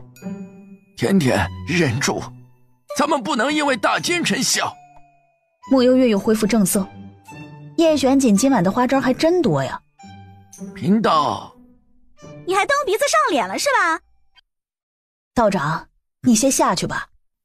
今晚之事有诸多误会，改日贫道再为太后娘娘施法。道长，道长，你闭嘴，坐回去！一天天净整这些土炮玩意儿。穆幽月见时机差不多了，这里阳气太重，不适合胖幽灵生存太久。指尖一挥，将胖幽灵收了回来。炫柔的身体猛然一怔，晃脑袋，完全不记得刚才都发生了什么。哀家身体有些不适，今晚就到这里吧。别呀，母后。人家的景王哥哥今天晚上还没有送礼了啦，人家想看看景王哥哥给母后准备了什么礼物，一定很棒棒哦。啊，是啊，景王今晚该不会真的两手空空吧？的确是给太后准备了一份大礼，带进来。话落，在禁卫军之首文霄的带领下，一个年过50的男子穿着一袭干净的袍子走了进来。怎么是郑将军？他不是被革职关进大理寺了吗？叶玄锦究竟想做什么呀？该不会又想杀人了吧？这也太丧心病狂了，毕竟太后娘娘生辰呢。微臣禁卫军副统领郑建坛拜见皇上，拜见太后娘娘。免礼。禁卫军统领，叶玄锦，你什么意思啊？前2日查明了真相，之前是本王误会郑将军了，所以立即赦免了郑将军。但奈何之前在大理寺用刑用得厉害，郑将军以后恐怕无法上战场，为了弥补，所以安排了其他官职。这份礼物太后娘娘可还算满意？景王宅心仁厚，这是哀家今晚收到的最好的礼物了。那就行，太后娘娘今晚能够睡个好觉了。母后，儿臣有一事想说。你能不说话了吗？什么呀，儿臣今晚都没怎么说过话。宣柔嘀咕一句，随后面容羞涩地看向叶玄锦，当众开口：儿臣倾心于景王殿下，还请皇上和母后做主。你倾心没用。叶玄锦毫不留情地拒绝，连个正眼都没给宣柔。你快坐下吧，还嫌今晚不够丢人。角落里，礼部尚书府的嫡子唐周忽然站了起来，磕磕巴巴地说：小臣斗胆有一事想说。你说。小臣想请皇上赐婚。你喜欢谁啊？穆家嫡女穆幽月。小臣几日前在街市便对穆小姐一见倾心，想娶她为妻。啊，要娶姐姐？经过叔叔同意了吗？轩宇往叶玄锦看去，果然叶玄锦在沉默了一阵后嗤笑一声：礼部尚书府的公子着实没规矩。吓得礼部侍郎赶紧站起来，虽是惶恐，却还是有些骨气。敢问景王殿下，小儿想求一桩婚事，怎么就没规矩了？严嬷嬷头七未过，尸骨未寒，令公子竟还只想着自己的风月之事。来人，拖出去打50大板。众人又一次被叶玄锦的无耻给震惊了。人家为什么尸骨未寒，您老心里没数吗？散场。叶玄锦先站起来走了，宣柔想追上去。宣柔，你给我回来！大哥，你干嘛拉我？景王哥哥都跑了。你能不能消停点儿？今晚咱们皇家的脸都快被你丢尽了。你说你堂堂一国公主，竟然屈宗和一个养女比试舞蹈，脑子缺根筋还是多了根弦呢？你说什么？我和一个养女比舞蹈？哪个养女？你装傻呢？不是，我怎么听不懂你这个话呢？宣坤见他一副真的什么都不知道的样子，想到刚才东七道长的神神叨叨的样子，越来越害怕。那个妖孽不会是宣柔吧？大哥，你快说呀！没事，是我记错了，不好意思啊，我先回去了，改日见啊。宣坤赶紧往外跑，宣柔朝宣坤背影骂道：“你脑子才缺根筋呢！”木相看着身旁的穆幽月，犹豫了好久，最后忍不住问：“甜甜，你和叶玄锦的关系很好。”爹爹此话何意？他今晚帮了你很多次。哎爹，景王和太后一向不和，今晚估摸着存心要恶心太后吧？你忘了前几天景王还把太后身边的严嬷嬷给弄死了。对啊，我怎么把这茬给忘记了？那就好，那就好。出了宴场，我今晚留在太医院，有空常回家。是父亲。甜甜，三哥过段时间回家看你。三哥自己多注意休息。好。穆幽月余光瞥到禁卫军之首文霄的身影，文霄朝他挑眉，伸手指了指一个方向。二哥，景王找我，你帮我顶一下，我去就来。啊！穆星泽还没反应过来，穆幽月就闪身离开。二哥，甜甜干嘛去啊？女孩子的私密事儿，你别问。老二，甜甜呢？他刚说要去送点东西给姑姑。这样啊，那我们去宫门口等他。看望姑姑是女孩子的私密事，难道不是吗？是吧？景王找我。按理说，本王今晚拼了全力帮你，该你主动来找本王才是。哦，是吗？那是我不懂事了。本来就是你不懂事。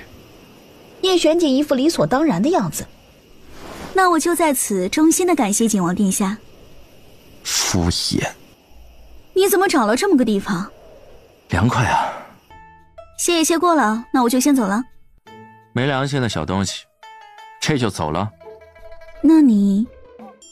本王那么帮你，之前还送你礼物，你却连个竹编蚂蚱都舍不得送。那行吧，明天送你一个。也好，记得给本王买个大点的。翌日，穆幽月医馆坐诊，出发去医馆的路上想起了什么。哎，姑娘，要买什么？没有大点的吗？这是我昨晚统一编好的，个头都是一个样的。姑娘如果要大的，得另外定制。我白天有点忙，没时间，要不过2日吧。穆幽月想了想，给了小贩一锭银子。你把编的材料给我，我自己来做吧。可以可以。幽月，既然我每次来都是喝药，那能不能把药一次性开给我啊？每次药方都不一样。这样啊，这几天红痕没有了，是不是代表我的恶疾又一次痊愈了？你这是娘胎里出来的毛病，究竟会不会再次复发，我也说不准。去找李婶开药吧。送走陆妙龄后，后面的病人都还算顺利，一上午就把几个病人诊治结束了。穆幽月没有着急回去，坐在诊间里开始编织起竹蚂蚱。穆幽月的手艺不算巧，编织的时候有些笨拙。穆幽月满意的看着自己编的大型竹蚂蚱，以前怎么没发现自己还会做手工啊？叶玄锦2根手指捏着穆幽月送他的礼物转来转去，钻研了许久，看了不下30遍后，眼神有些疑惑地看向穆幽月。怎么，嫌小？这倒不是，挺大的。那你……是本王记错了吗？难道我昨天和你说的是我要竹鞭胖老鼠？竹鞭胖老鼠？叶玄锦，你真的想象力真丰富啊！叶玄锦见他脸色陡然一变，又看了看这粗糙的手工活，很是温和的开口：“这个该不会是你编的吧？”我看起来很闲吗？随便问问你凶什么？我凶了吗？说完，一只手伸过去，准备把胖老鼠呸，竹蚂蚱给拿回来。手指刚触及到竹蚂蚱，还没抓稳，一只手便抓住了他的手腕。叶玄锦眼尾轻勾：“干嘛呢？”既然不喜欢，那还给我。本王说不喜欢了吗？礼物已经送到，那我先走了。用完膳再走。不吃。慕悠月果断拒绝，气都气饱了。见他果真潇潇洒洒的走了，叶玄锦饶有趣味的看着他的背影，又看了看手里的胖老鼠，越看越可爱。准备食盒。殿下这是要出门吗？有什么好问的？人家不留，咱们殿下还不能上门吗？慕悠月回到幕府，甜甜回来了，明天一早我们要去看望你母亲。有什么需要我帮忙的吗？不用，你娘亲只要见到你，她就高兴了。前2天她还托梦给我，问我甜甜长高了没有。好了，都先用膳吧，甜甜一定饿了。擅闯女子闺阁，景王这是什么癖好？找你吃饭。吃不下了。没良心。你又不是第一天认识我，那我看着你吃。叶璇姐毫不在意，举止优雅地吃着饭菜，每道菜只是简单的尝几口就放下了筷子。甜甜！门外突然响起了敲门声，原本一脸淡定的慕悠月突然就有些慌了，看着坐在这里的叶璇锦，赶紧起身，双手抓着叶璇锦的手臂，把她往后窗的方向推。你做什么？你说呢，大奸臣？甜甜，你在不在里面？我在，爹爹你等一会儿啊。慕悠月伸手开窗，又发现这窗见鬼了，怎么突然打不开了？最后急忙把叶璇锦推进了衣柜里。没多久，木匠推门进来了。怎么一股饭菜香啊？有吗？没有吧？爹爹找我有什么要事吗？是这样的，我今天呢，上早朝结束后，碰见了郑将军。宴会的时候我都没有发现，他的右手竟然几乎全废了。你说郑将军那么刚正的一个人，如今被奸臣迫害，只能屈身做一个禁卫军副统领，真是可惜啊。或许人家背地里不一定刚正呢。甜甜，你的毒药研究好没有？啊？就是能一口气毒死叶玄景的那个毒药，最好是无色无味的那种。你那边有办法研制吗？木匠还是想毒死叶璇锦。慕悠月摸了摸鼻子，下意识地看了眼衣柜的方向，有些难以想象叶璇锦此时的表情。爹，其实人家好像没那么坏吧？甜甜呀，你可不要被他那副臭皮囊给欺骗了。那家伙一肚子的坏水儿，这次整郑将军，下回说不定就轮到我了。我得先做好万全的准备。你努力，赶紧研究一个出来，咱们明面上斗不过他，就来点阴的。爹，我怎么觉得你看起来比较像奸臣啊？木匠又连声叮嘱了慕悠月好几句，才离开了房间。本王先走了。走了？不打扰你研制毒药了。每天被那么多人惦记，我一个半路出家的异姓王还挺有出息。叶璇锦，你与我有救命之恩，只要不伤害我的家人，我不会杀你。叶璇锦凝眉，似乎在思索他的话。救命之恩？你可以走了。去陵园祭拜的日子。素婉，我来看你了。素婉，我知道你这些年最记挂甜甜，你看，我把甜甜带来了。穆幽月目光落在前方时，神色一顿，以为是自己看错了，空坟，竟然是座空坟。甜甜，甜甜，母亲的遗体安葬在这里吗？那是当然，当初是我亲手安葬的。甜甜，你怎么了？是哪里不适吗？我没事，对不起，是我没整理好情绪。一直到天黑太阳落山，几人才离开了陵园，到镇上穆家空置的一间宅院入住。子时过后，穆幽月身影又一次出现在了陵园。时间流逝，在蓝色光芒的衬托下，穆幽月的脸色越发的惨白。周围树木光影轻轻的晃动，无数幽灵被引之而来，好奇的看着这一幕。许久，穆幽月睁开眼，没有，母亲并未转世投胎。甜甜，你怎么样了？二哥，母亲的坟是空的，且她并没有转世投胎。你说什么？你的意思是母亲还活着？我不能确定，也有一种可能是有人偷走了母亲的遗体，但母亲的灵魂在外飘荡，并没有转世。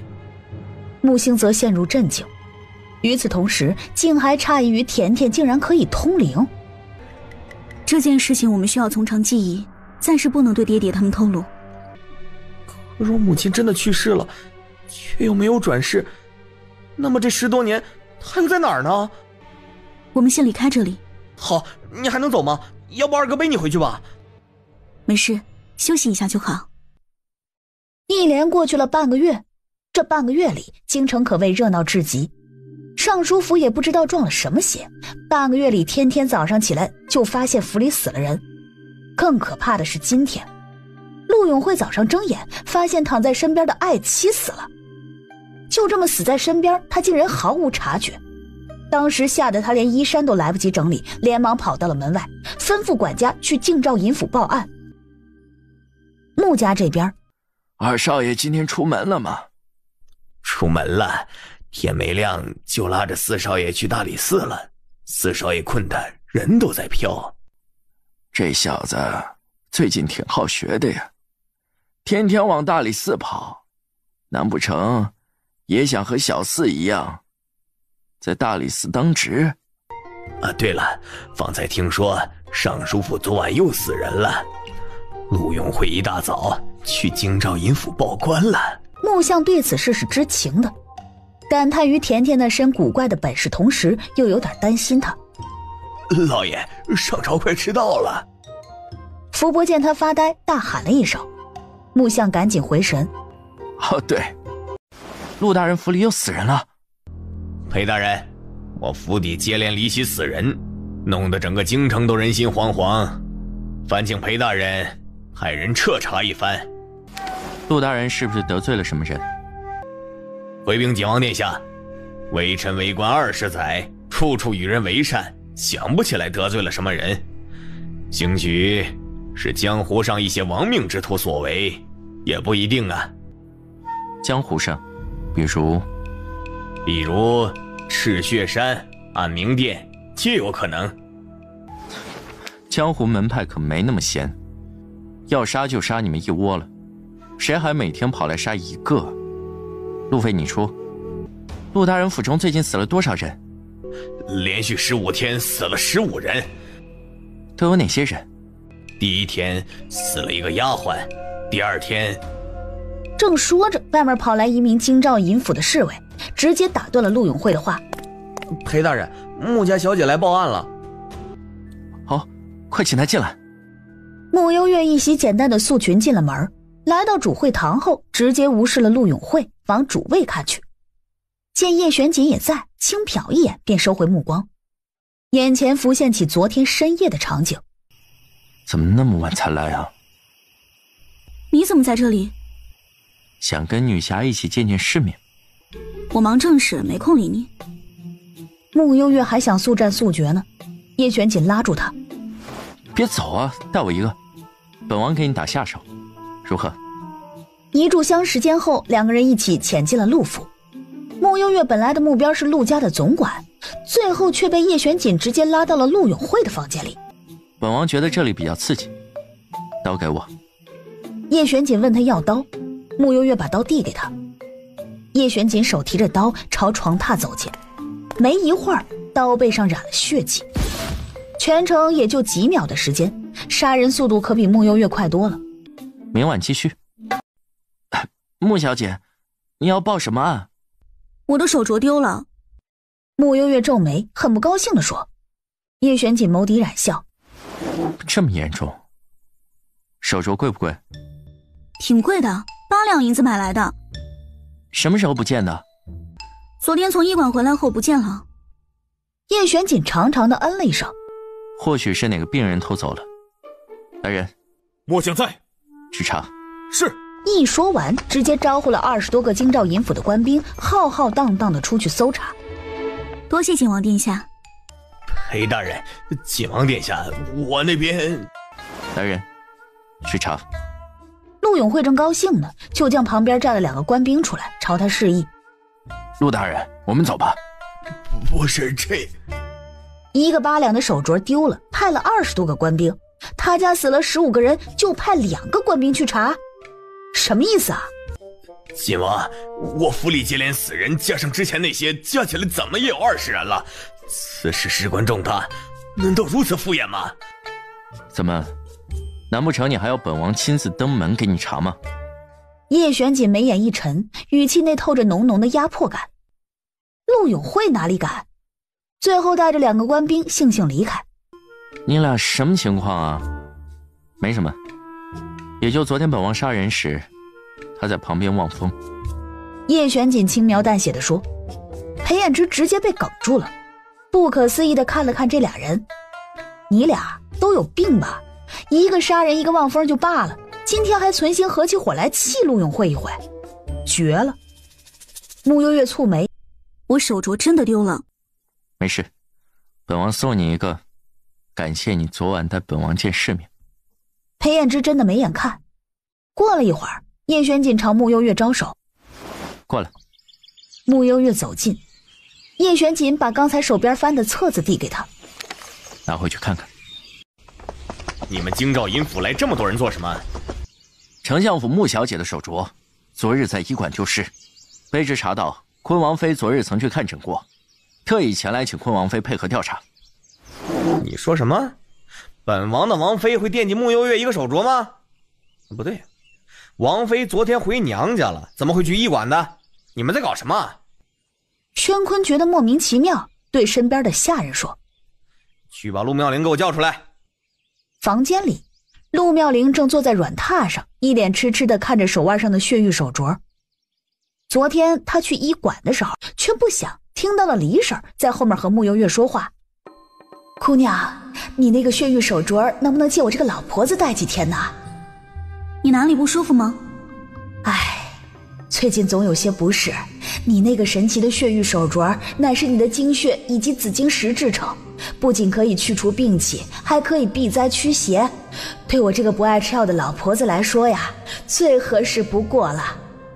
行啊，今天有点忙，下午给你。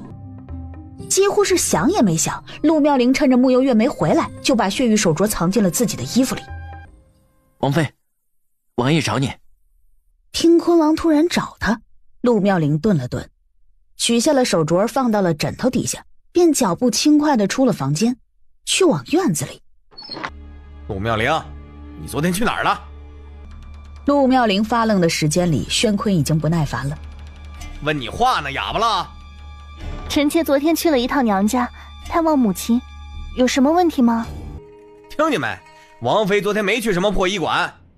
可昨日城内许多百姓，包括医馆1楼守门的王大爷，都说见过坤王妃。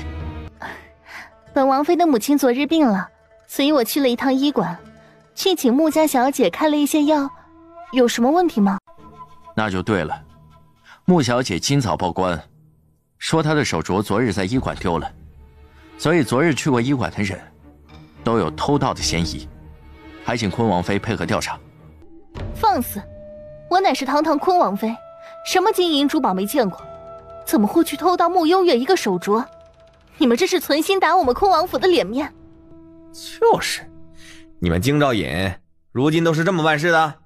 这件事情用脚趾头想，也不可能是王妃做的。双方僵持时，外面又跑来几个官兵，正要和张浩说悄悄话时，宣坤开口：“大点声说。昨日看诊的3位病人的府邸都搜查过了，没发现手镯。陶盛康的家宅也搜过，只差……”言下之意就差坤王府了。你们这是存心和我们坤王府过不去了？你们是铁了心要和本王作对是吧？行，你们去搜，如果一会儿没搜到，通通给本王爬着出去。王爷，你闭嘴！整天就知道给本王闹一些幺蛾子。得了宣坤的同意，京兆尹府的官兵们开始在坤王府里大规模的搜查。眼看着张浩去他房间的方向，陆妙龄下意识地往房间跑。王妃今天好像的确有些奇怪。哪里奇怪啊？听闻那位穆神医一天只接待3位病人，王妃又是怎么去开药的？除非她和穆小姐关系很好，可他们又是哪来的交集呢？本王去瞧瞧。坤王妃，请让一下。本王妃被你们气得头疼，连躺一下都不行吗？张浩看他行事古怪，又找来2名官兵，把他拉起来。你们大胆！本王妃玉体尊贵，你们敢碰一下？你给我配合一点，要不然看本王怎么收拾你！王爷！陆妙龄被宣坤的大力扯倒在地，张浩等人顺势去床铺上搜查。当一掀开枕头，见到一枚血玉手镯安安静静地躺在那儿后，所有人都愣住了。这手镯是我自己的，是我们陆家的传家宝，不是慕幽月的。听到没有？还请坤王妃随我们去一趟京兆尹府。我不去，我凭什么要去？叫你老实点待在府里，3天2头的死出去，赶紧去京兆尹府，拒捕是要被关押判刑的。京兆尹府，我都说了不是我偷的，我陆妙龄要什么没有啊？谁会稀罕偷一个手镯？这就是你们陆家的传家宝啊！不错，这手镯乃是我陆家的传家宝，名为血色红玉。主位上，叶玄景看了眼那玉镯的成色，朝慕幽月看过去。8两买的。慕幽月点头。买贵了，最多3两。叶玄景毫不留情地拆穿。碰到好脾气的卖家，或许还能砍价。把慕幽月说的一通无语后，叶玄景又略带鄙夷地朝陆永慧看去。你们陆家穷成这个鸟样了。这回陆永慧无语了。偏偏近日叶玄景这张嘴毒得很，又接着道：一个染色石头做的手镯，竟也能当传家宝？这手镯就是我丢失的那个，多谢你们帮我找回来。你胡说，这玉镯是本王妃的，是我们陆家的传家宝。传家宝代表传承，谁说一定是名贵之物？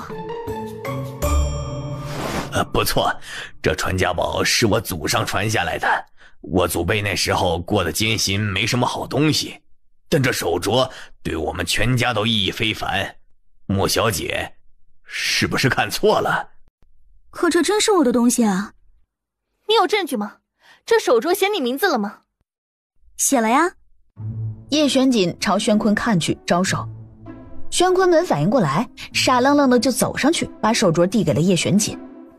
写哪了？知道为什么我买贵了吗？叶玄景表示不知。因为我这是独家定制的。说完，慕幽月请裴燕之帮他找一盏烛火来。没多久，玉镯内清晰可见刻了3个字儿：慕幽月。朱会堂内安静了许久。半晌，叶玄景轻笑一声，一脸欣慰地看向陆永慧。原来慕幽月是你们陆家的老祖宗。陆永慧和陆妙龄怎么也没想到手镯里面还有这样的名堂。宣坤见到那3个字后，气得一跺脚，踹在陆妙龄的小腿。你吃屎了吗？跑去偷东西啊！坤王别谢啊，万一真的是巧合呢？陆大人，你们家老祖宗叫什么？叶玄锦又耐着性子问了一遍。不错，我们陆家有位老祖宗，也叫穆幽月。看来今天是一场误会了。既然事情都说清楚了，陆大人快把你家老祖宗的东西带回去吧。多谢景王殿下。既然是一场误会，那么此事是否可以翻篇了？那是当然，是我误会你们了，我该向你们道歉才是。今天来时，那么多百姓都看到了，这件事儿你得向全城百姓澄清。没问题。今日打扰景王殿下和裴大人了，不耽误你们办案了。穆小姐客气。穆幽月走了。方才他们去我府上查探过了，没有任何线索。我这京兆尹府今晚能否派一些人手前往我陆家镇守呢？没问题。陆永慧这个臭不要脸的，不敢承认偷东西，倒是敢承认我家甜甜是他祖宗。甜甜这一招还真过瘾啊！用一个地摊上买的手镯，狠狠打了陆家所有人的脸面。可我真的买贵了呀。我听说今天叶玄锦也在场。是啊，据我今天观察，叶玄锦果然和陆家不和，处处针对陆家。哦，还有坤王。难不成这大奸臣对陆妙龄有意思？哎爹，你从哪儿看出来的？这不明摆着的吗？叶玄锦因为陆妙龄爱而不得，从而迁怒陆家，迁怒坤王，迁怒太后，要不然这事情怎么解释？有道理，是吧？身为一个文官，我看事情的眼光还是很准的，只不过这小子看女人的眼光真够差的。被爹这么一说，倒也说得通了。你看今天叶玄锦还专程去京兆尹府给陆家难堪了，他平时什么时候去过京兆尹府啊？就是，尤其啊，陆家死了10几个人，他就派2个人去查，去坤王府就派了20多个人，摆明了针对陆妙龄和宣坤呢。对的，刚才我就是这么想的。看来啊，你和我想一块儿去了。和穆兴泽一起悄悄离开大堂后，穆幽月敛了敛笑意。二哥最近天天去大理寺，查到了什么吗？我把近几年犯了事的朝臣通通拉出来翻了一遍，对比了一下，的确是有些蹊跷。这些朝臣里面有些是清官，却突然被扣上贪污受贿的帽子。据我所查，这些人被冤枉后，原来的职位被顶替的都和黎家私下关系匪浅。我原本是想去搜集一些陆家的罪证，没想到陆家的没发现，反而查到了黎家的。这是今天叶玄锦给我的。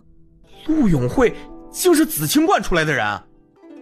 传闻东岐是世师，才夺得紫清观道长之位，可这册子里的内容，陆永慧当年也参与在其中。看来我又要离家一段时间了。这些天陆家动静闹得太大，必定加强了防范。你要不先收拾手吧。我本来也没打算继续了。那就好。陆永慧这人阴险狡诈，加上东岐这老道还未离京，咱们得低调点。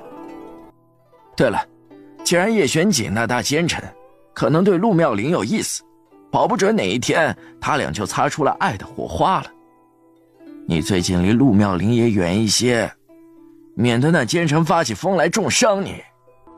不至于吧？叶玄锦就是个疯子，他什么事情都干得出来。回到自己房间，忽然想起叶玄锦昨晚是不是说过今晚还要去陆家来着，可今天实在是困呢，便继续睡了。天刚亮，穆幽月醒来时便被房间里多出来的人吓了一跳。你怎么来了？本王等你等到了4更天，怕你被人弄死在半路，好心过来看一眼。景王可真是一副菩萨心肠。那当然，你今天才发现？呵呵。昨晚怎么没去？当了人家老祖宗，开始关爱小辈了？可不是，人家毕竟叫我一声老祖宗，我总得厚道一些。那不巧了，本王昨晚等你等得不高兴了，一时冲动跑进去又杀了2个人。你可以走了。叶璇锦嗯了一声，从衣袖里拿出一个锦盒，送你。答应你的，补你一个。要回礼吗？当然。再送本王一个竹鞭蚂蚱，要比上次的更大一些。那还是还你吧。行吧。说罢站起来就往门口走。穆幽月赶紧追上去。哎，你去哪儿？回府啊。走窗户。不行，本王行得正坐得端，不怕窗。你走窗户，我收手镯。要给本王回礼，明天就要。行。穆幽月咬咬牙，完美的协商过后，叶璇锦才朝窗户的方向走去，消失在了穆幽月的房间。陆卿家，你有何事啊？启禀皇上，微臣府邸接连发生命案，连京兆尹府都束手无策，微臣只能请皇上来做主了。陆卿家是不是得罪什么人了？微臣一片赤诚担心，怎会得罪如此丧心病狂的人？微臣担心是有人故意买通了江湖杀手，借着微臣的陆家，实则是要向皇上示威。毕竟京城是天子脚下，守卫森严，此人却手眼通天，屡屡进我陆家杀人，实在是猖狂至极呀！轩宇张了张嘴，听到这个还怪可怕的。话锋一转，突然又眼前一亮。上回那个什么东西道长，他不是会除妖孽吗？陆爱卿可以去请东西道长去你府里做法除妖啊。陆永慧被轩宇梗得说不出话来。怎么，质疑皇上的话？微臣不敢，只是这种事情光凭做法似乎难以让人信服啊。哦，那你的意思是东岐就是个神棍了？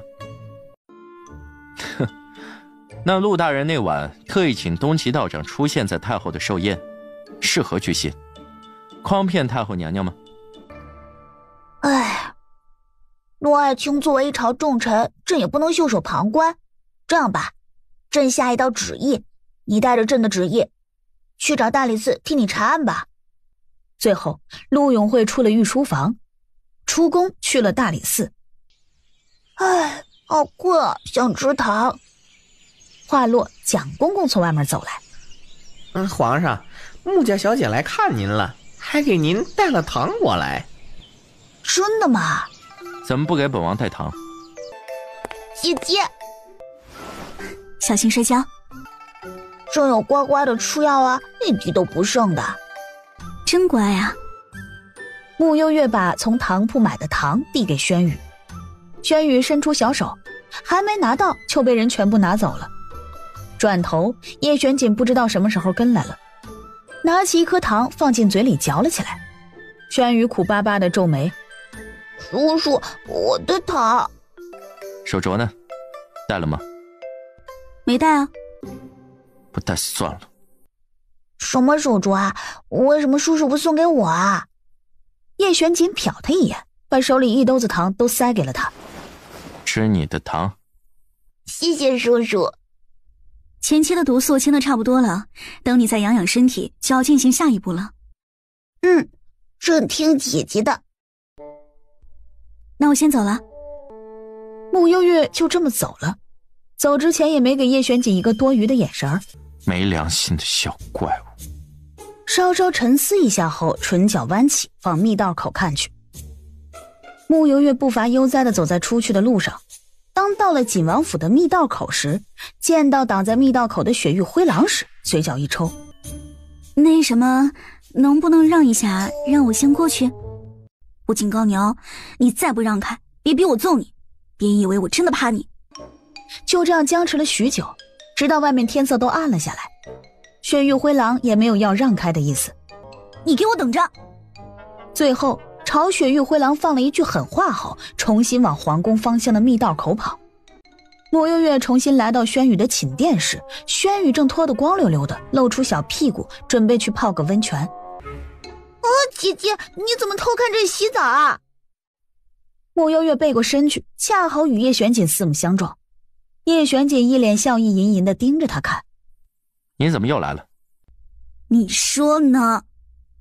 特意回来偷看皇上沐浴，你这是什么癖好？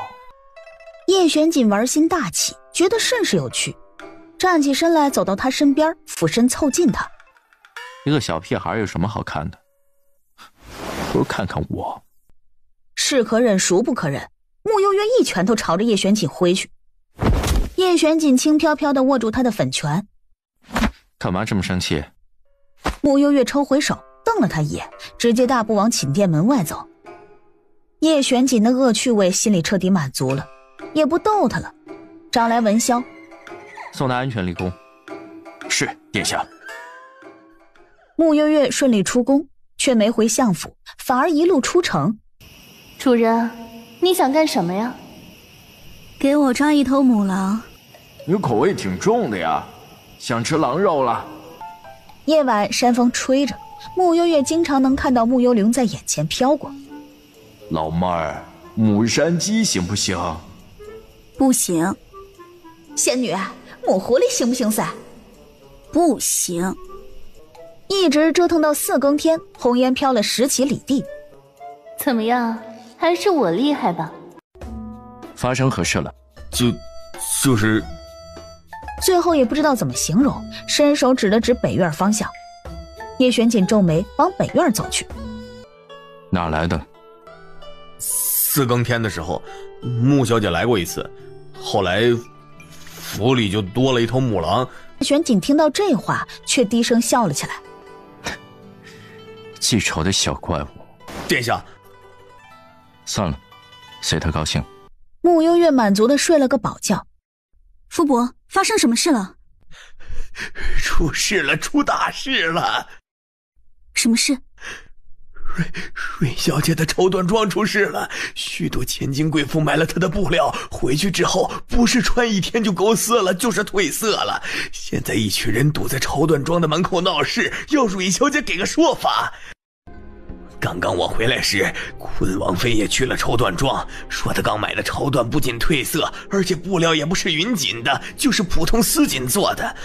坤王妃说打算去京兆府告咱们穆家坑蒙百姓。这事交给我，先不要惊动爹爹那里。傅蕊，你说呀，这原料是你自己找的人，还是穆家提供给你的？我也不知道怎么回事，我发誓，我真的没有骗你吗？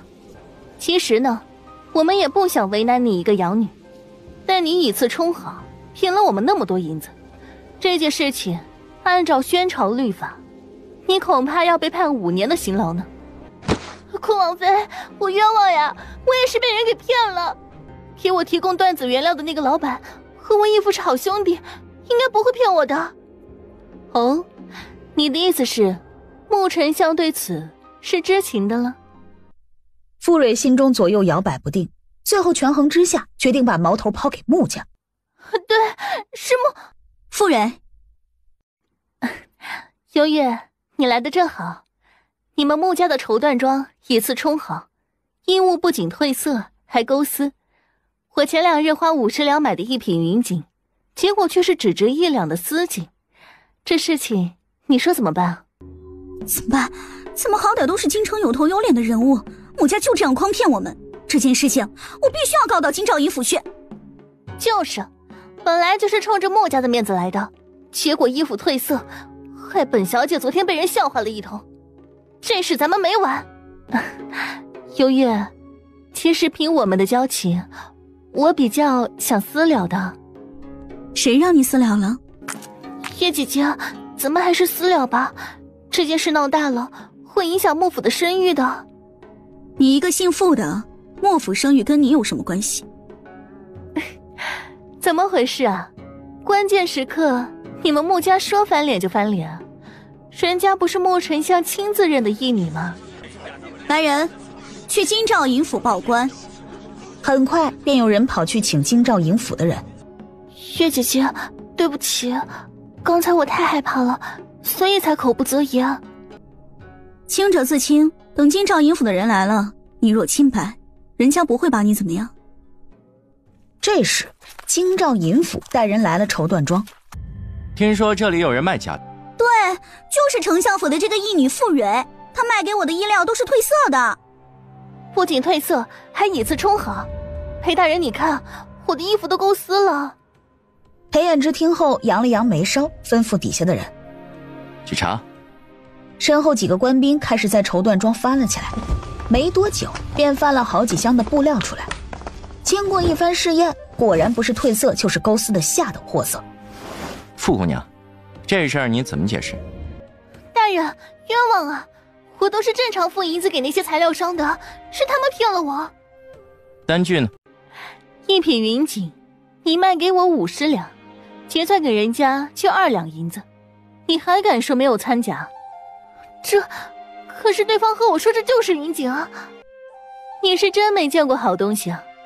也是，毕竟是管家之女出身，2两一匹布对你来说的确是好东西了。穆小姐，这事儿你想私了还是公了？这事儿无端赖上我们穆家，我们穆家也是一肚子冤枉，当然也要个说法。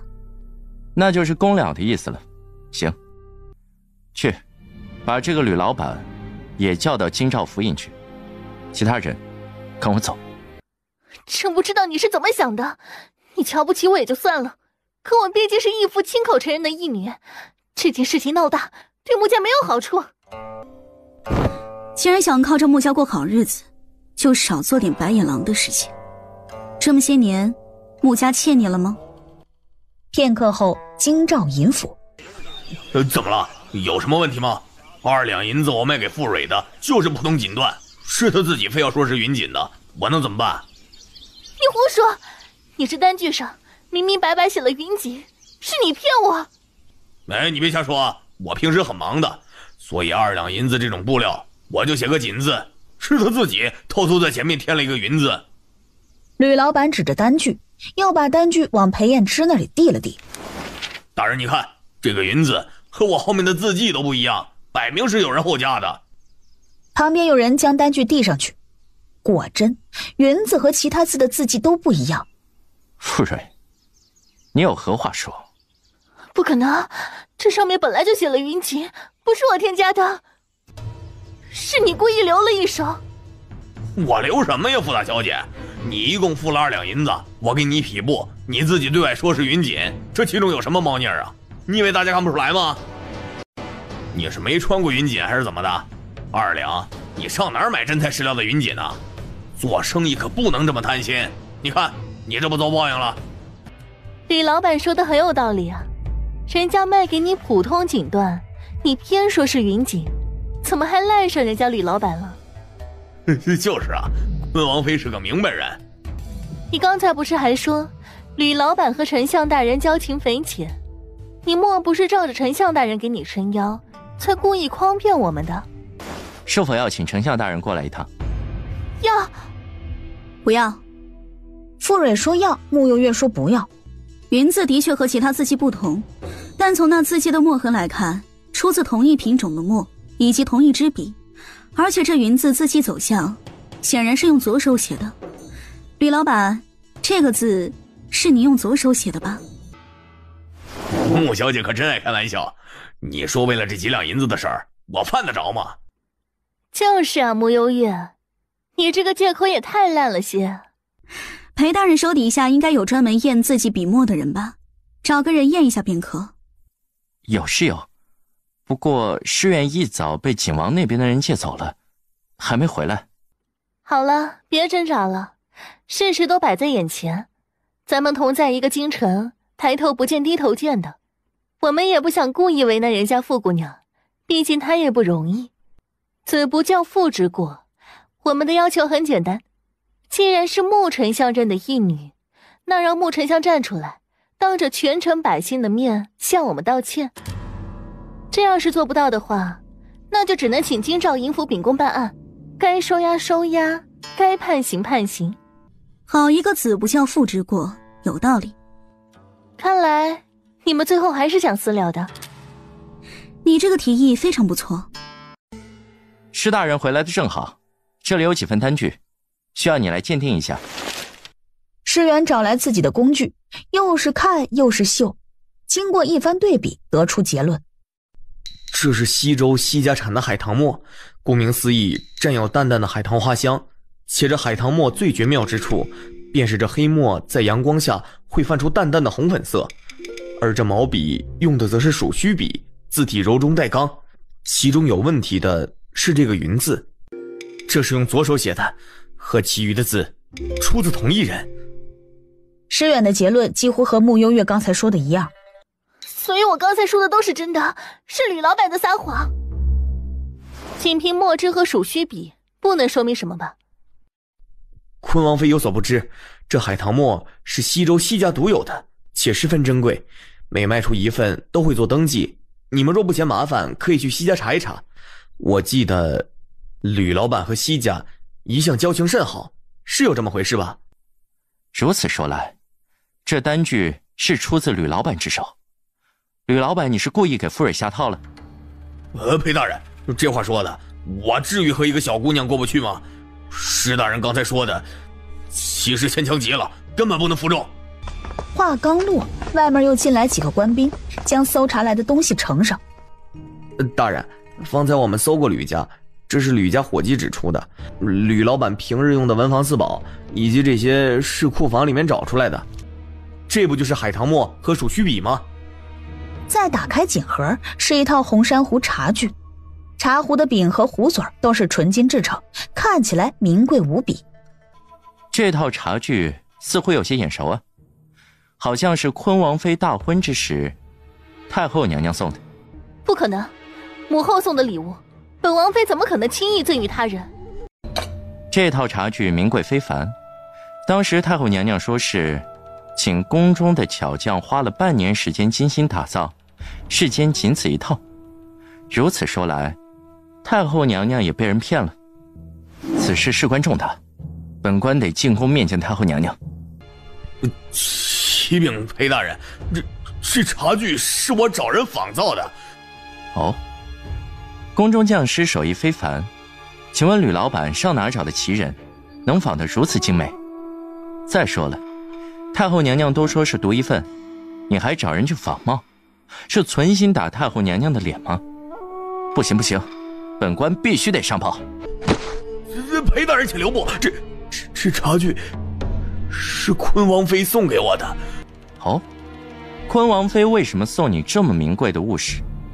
你们交情很好吗？其实就是3天前，昆王妃一早就来找我，说让我在傅蕊的单据上做手脚，要好好整一整傅蕊。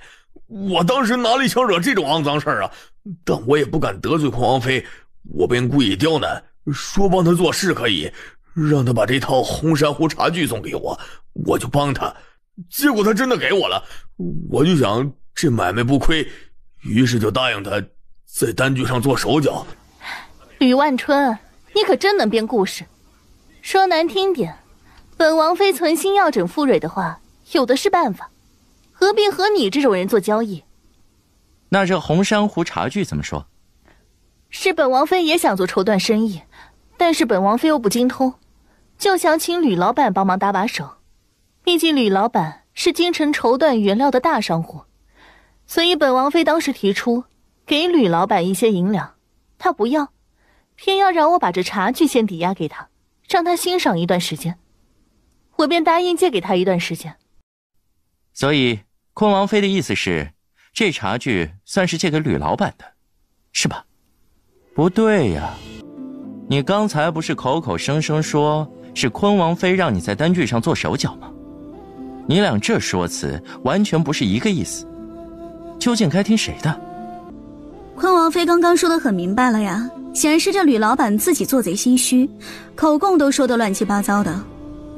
就是吕万春他自己贪得无厌，在我的单据上做了手脚，不敢承认罢了。吕老板，太后娘娘赏赐的东西你也敢扣在身边，胆子不小啊。这什么乱七八糟的！你们仔细想想，若是陆妙玲要让我照顾绸缎生意，我一个平民巴结都来不及，我哪敢狮子大开口问她要茶具嘛？黑底呀，我从哪根葱啊？我敢要太后娘娘赏赐的东西吗？再说了，抵押给我又不完全属于给我，我又不能卖，又不能用来泡茶，我犯得着吗？我是看上那套茶具没错，一时直接开口问他讨要了这套茶具。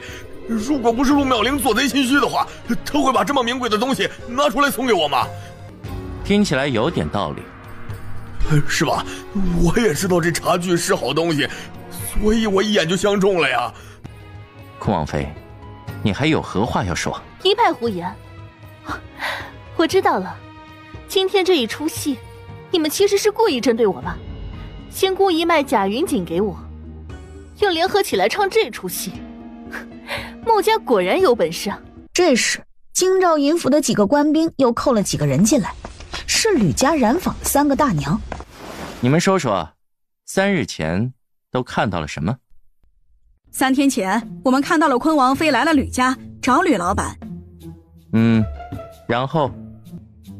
当时我们3个正闲着，突然看到一个大美人进来，我们就对她评头论足了一番。